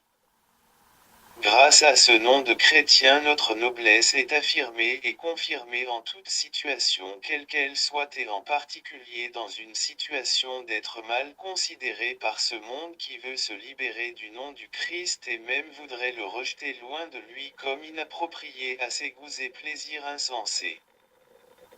Puisse-t-il changer? L'association Totus Tu veut contribuer à cette conversion du monde et à son salut, avec la grâce de Dieu. Pour terminer, je déclare que je suis personnellement bénéficiaire de cette révélation dans mon jeune âge en regardant, dans mon église paroissiale d'origine du Saint Antoine de Padoue à Golkowice en Pologne, cette image du Christ posée juste à côté de l'autel du Sacré-Cœur, côté droite du tabernacle et j'étais déjà attiré vers la vocation sacerdotale grâce à elle, le Seigneur savait que ce sera ma mission particulière de le proclamer avec conviction puisée sans cesse à cette prière que Jésus avait aussi voulu au-dessous de ses pieds, Jésus, j'ai confiance en toi. Voilà, monsieur le cardinal et mon père évêque ma contribution à la nouvelle étape de vie du diocèse de Bordeaux, que vous avez appelé le tremplin pour la mission. Le Seigneur Jésus-Christ veut que la Société du Christ, dont je suis membre, y participe par mon service pastoral auprès de l'immigration polonaise et dans le service du secteur du Bordeaux Centre.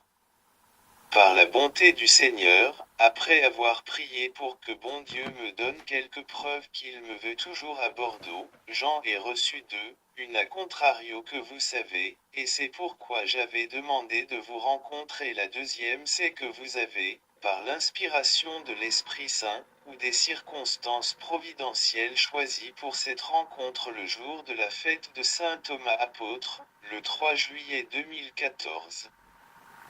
Troisième preuve viendra de vous, j'en suis certain toujours dans la confiance à celui qui me redit encore une fois cette parole d'il y a 50 ans, viens et suis-moi.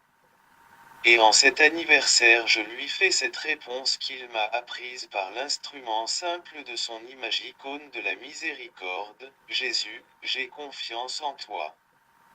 Donc, je vais te suivre toujours et partout. Aide-moi pour cela. En mémoire de mes parents. Plus Janine et Antoine.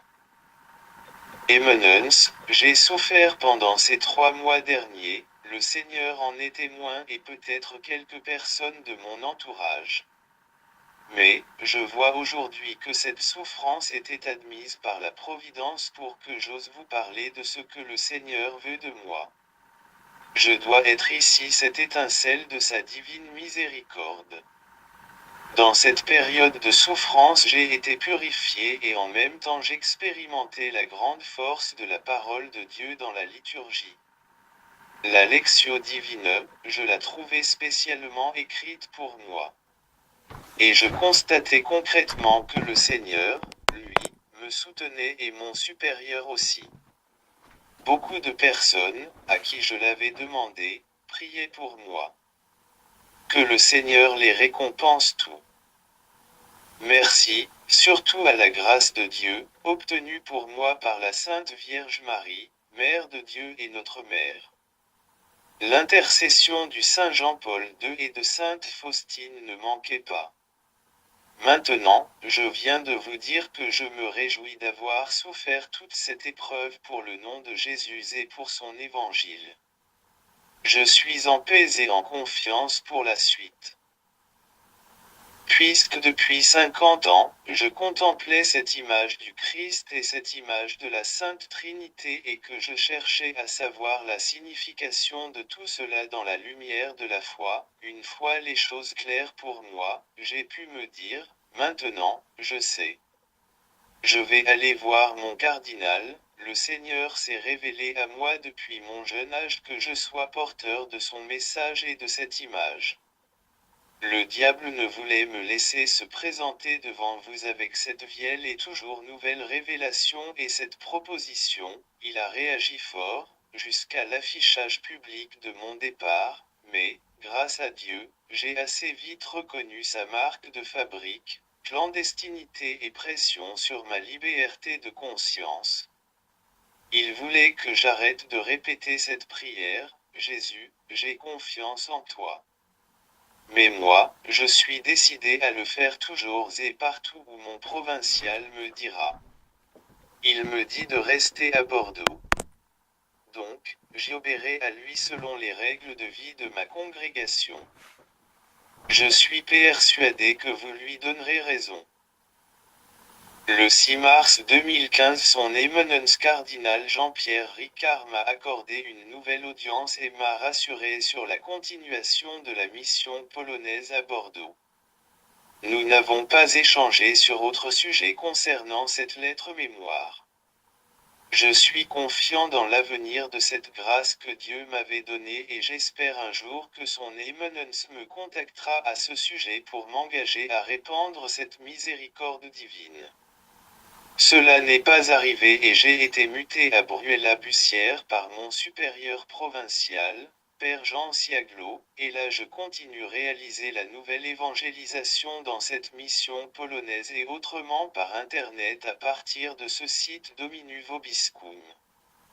Pour le Trover, Google vous amènera, http://cutsagi.org et vous y êtes pour votre billet et de tous ceux à qui vous passerez cette information, Gloria Petri et Filio et Spiritui Sancto, sicut et in principio et nunc et sempe et in secula seculorum amen.